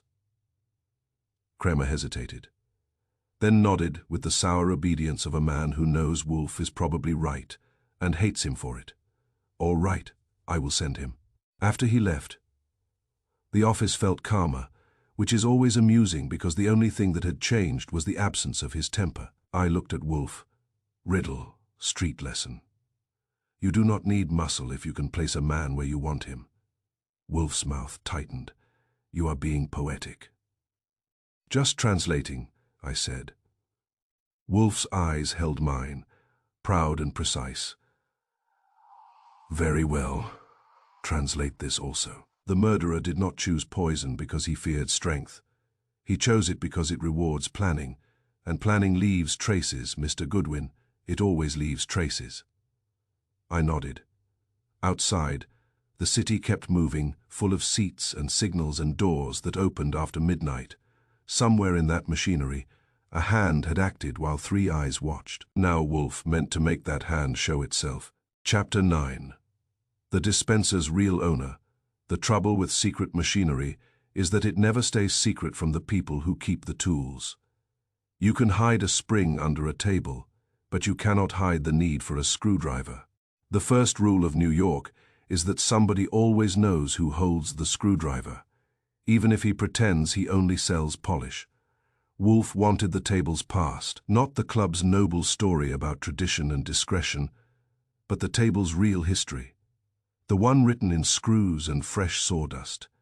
He sent me out with 2 instructions. Bring facts and do not bring back any additional corpses. I started where honest investigations usually begin, which is to say with men who make their living fixing what other men break, and who prefer to be paid in cash because paper has a habit of talking. Babcock, the club manager, gave me the name of the firm that maintained their furnishings. It was a respectable shop in Chelsea, with a respectable sign, and it advertised restoration and fine joinery. That phrase always amuses me. Wood does not need its ego soothed. People do inside. The air smelled of varnish and old lumber. The foreman was a thick-necked man named O'Rourke, with a face that had learned to distrust strangers the way a dog distrusts a raised hand. "Cobalt Club," he said, when I gave him the name, and his eyes narrowed. "We do ordinary work for them, tighten legs," replace felt. "Nothing fancy, not on the corner table," I said. He blinked. "Corner table. The one with the ashtray that performs," I said. "The one connected to a murder." His mouth tightened. "We do not do tricks." "You do repairs," I said. "Repairs leave traces. Who repaired that table recently?" O'Rourke shook his head. "Not us." I watched his eyes. They did not lie, but they did shift, just a fraction. He knew something.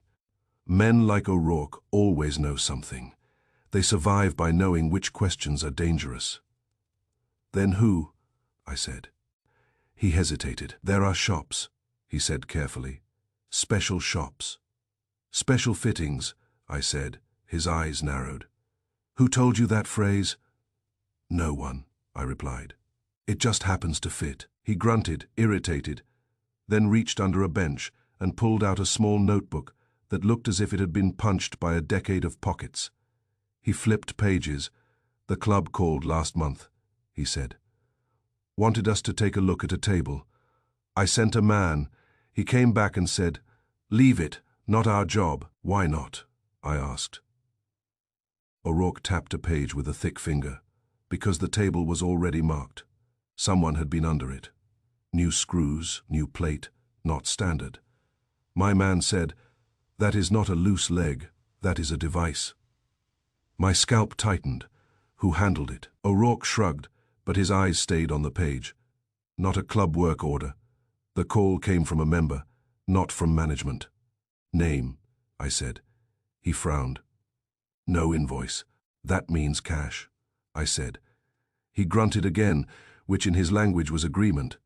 "Cash and silence." "My man said the member told him the table was being sent out, handled privately." "To a shop," I said. "That does special fittings."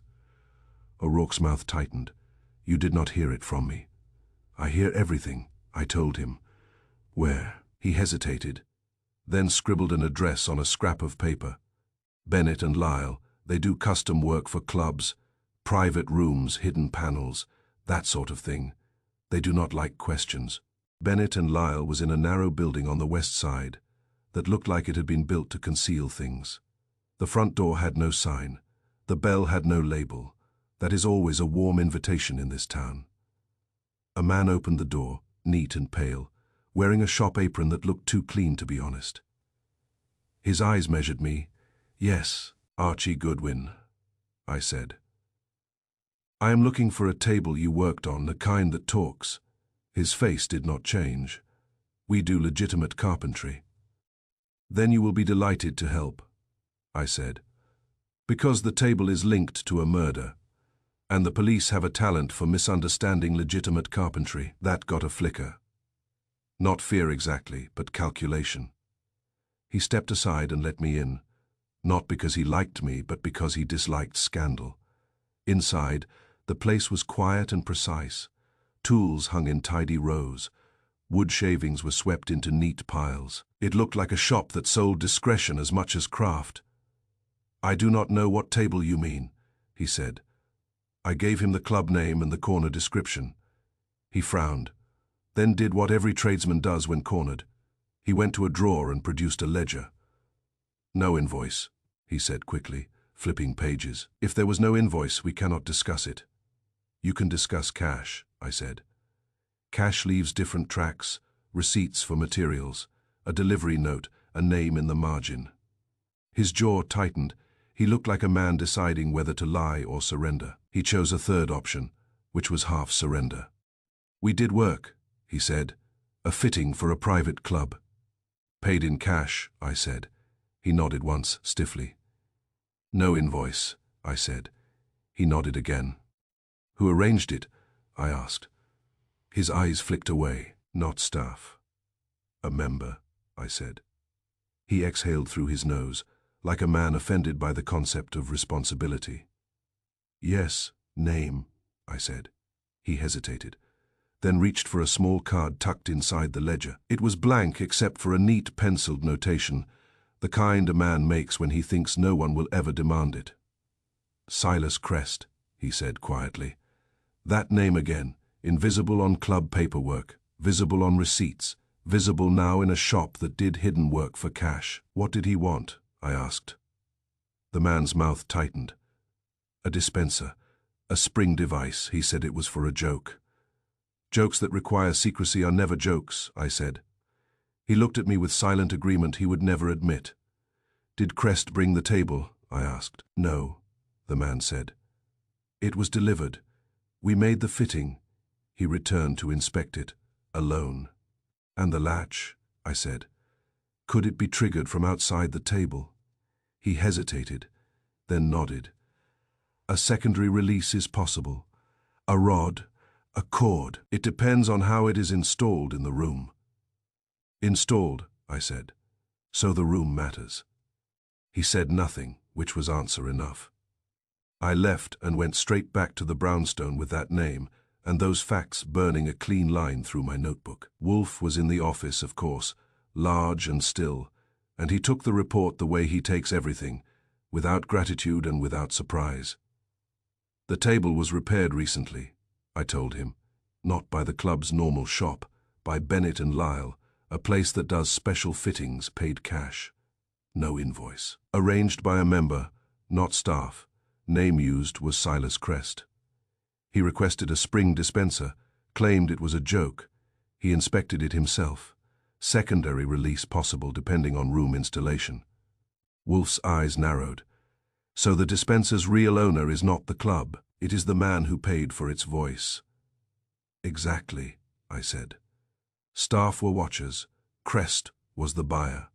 Wolfe leaned back a fraction. "The watcher's eyes were hired. The acting hand was directed." I waited. Wolfe was putting the next piece into place, and when Wolfe does that, the room feels as if it is holding its breath. "The night of Mr. Vere's death," Wolfe said, "Mr. Crest's upstairs room was reserved and kept dark." "Yes," I said, like he did not want to be seen, only to see. Wolfe nodded slowly. "He needed timing tight, not for murder alone, for something else occurring in parallel." I frowned. "Another crime. Likely," Wolfe said. "Consider the necessity of moving Mr. Vere behind the bar. That location is not convenient for killing. It is convenient for concealment. It is also adjacent to staff access, storage, deliveries, and the corridor." I felt the idea click into place. Something happening while the room watched Wynn's miracle. Wolfe's gaze held mine. The cigarette was not a prank, it was a green light.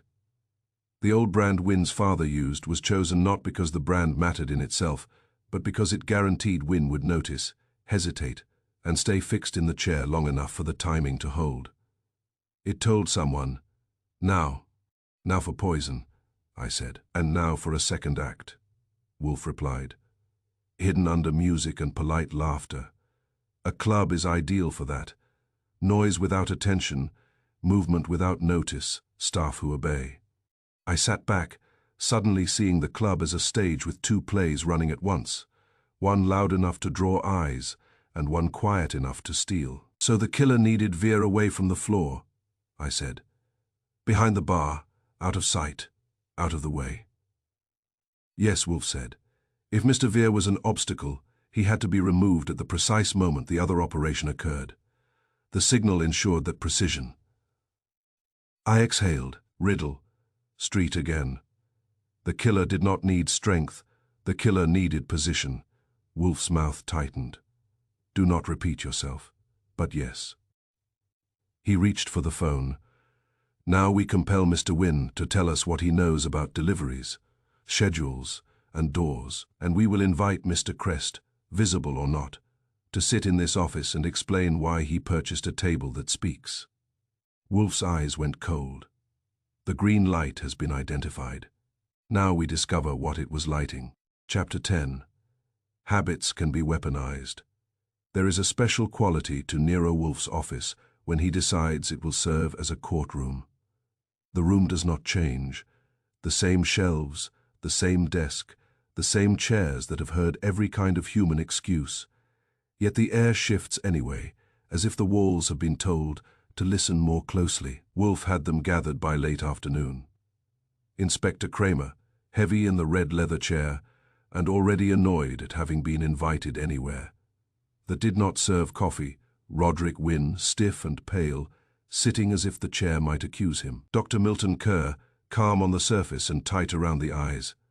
Hanley, brought in by a uniform and standing near the door with his small eyes working like mice. The bartender from the Cobalt Club, hands clasped so hard his knuckles looked bleached. Babcock, the manager, perspiring quietly. And last, a thin man with careful manners and a forgettable face who tried to look as if he had wandered in by accident, Silas Crest. He took the chair at Wolfe's invitation with a little nod, as if he were at a bridge table, and placed his hat on his knees. It was all very neat, which meant it was all very practiced. Wolfe regarded him with mild contempt.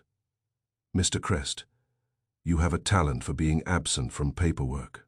Crest's smile was small. "I value privacy." Wolfe's voice stayed flat. "You value invisibility. Privacy is for honest men." Kramer grunted. "All right, Wolfe. Get to it. We have a dead man and a club full of liars." Wolfe nodded once. Not at Kramer, but at the room. "Yes, and we have a riddle that pretends to be whimsical. It is not whimsical. It is disciplined. Mr. Wynne, you will cease withholding information. You knew the club schedules. You knew the late deliveries. You knew which service doors could be opened after midnight without comment. You were useful." Wynne's throat worked. "I did not do anything illegal." "You facilitated," Wolfe said. "You allowed your knowledge to be borrowed. You believed it was a private arrangement. You were wrong." Wynne's face reddened. "They told me it was only discretion, a favor for members." "A favor for contraband," Wolfe corrected. Babcock made a small sound, like a kettle beginning to boil. Wolfe turned his eyes to him. "Mr. Babcock, your club has a service corridor and private rooms. Your security man guarded access. Your staff obeyed instructions. That corridor was used to move goods that could not be moved through the front door." Kramer leaned forward. "What goods?" Wolfe's tone was cool. "It does not matter for the logic. It matters for your paperwork. You will discover it soon enough. The important point is that the movement required timing, and timing required control of attention." He let his gaze travel, slow and heavy, and settle on the ashtray on his desk. "I had placed it there earlier, the brass one from the club, along with the table panel and the small metal parts we had persuaded Kramer to let us borrow." Wolfe tapped the ashtray lightly. The one cigarette was not a prank. It was a green light. Kerr frowned. "A signal, precisely," Wolfe said. The device under the corner table was built and installed privately. Paid in cash, no invoice. Mr. Crest arranged that. The cigarette did not exist to tempt Mr. Wynne. Mr. Wynne was not meant to smoke. He was meant to sit. Wynne's jaw tightened. "Sit." Wolfe's eyes narrowed. "Habits can be weaponized, Mr. Wynne. Restore a man's old habit in public, and you can steer him like a puppet. Seat, timing, movement." The cigarette appeared upright to mark that you were in position.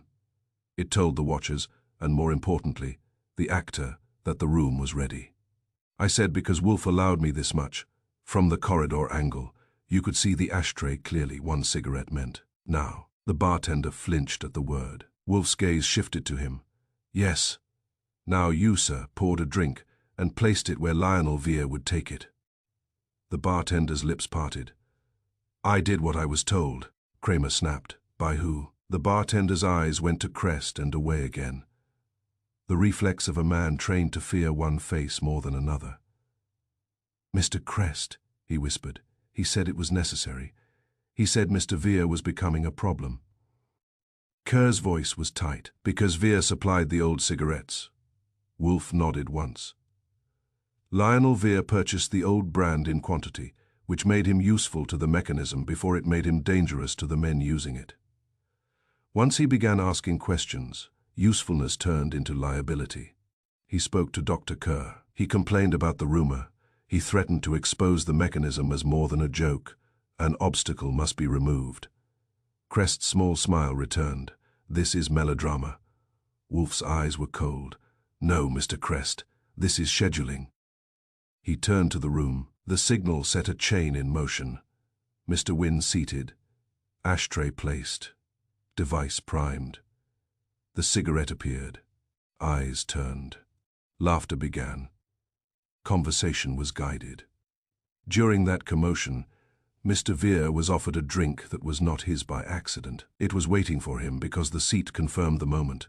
He drank, felt distress, stepped behind the bar for privacy, and collapsed.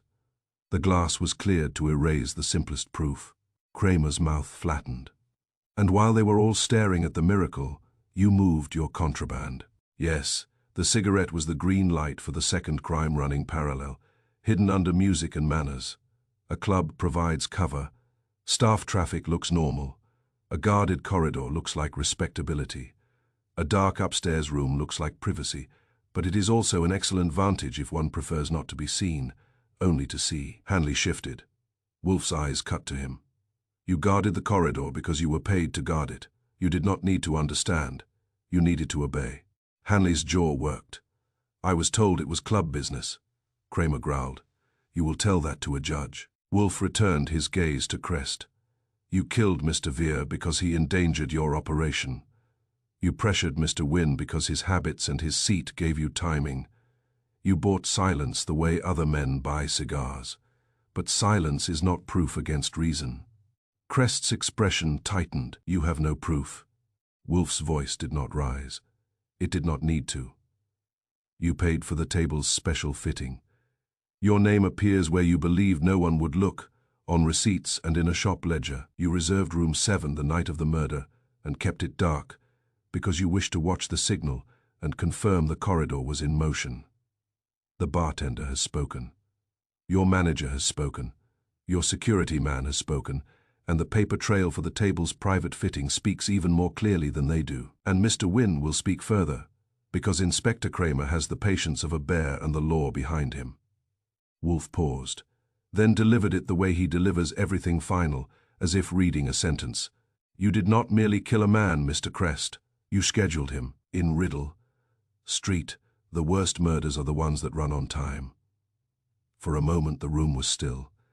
Then Crest made a small movement with his hand toward his hat, as if he might stand and leave on dignity alone.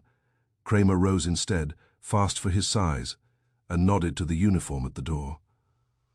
Not leaving, Kramer said. Not today. Crest's face lost its careful smoothness. It did not show fear, exactly. It showed the shock of a man who has lived on quiet control and has just heard the clock stop obeying him when they took him out. Wynne sagged in his chair, looking suddenly older than his money. Kerr stared at the floor. Babcock wiped his forehead again and again like a man trying to erase his own part in it. The bartender looked as if his hands might never unclench. Wolfe sat back behind his desk, his expression already retreating into impatience. The case was done. That is how Wolfe is. He does not savor victory. He returns to order. I watched the door close on the last of them and said softly, "A dead habit is a weapon." Wolfe's eyes met mine. Habits are always weapons, Mr. Goodwin. The only question is who aims them. Then he reached for his book, because the world had resumed its proper shape. And in this house, even murder must yield to routine.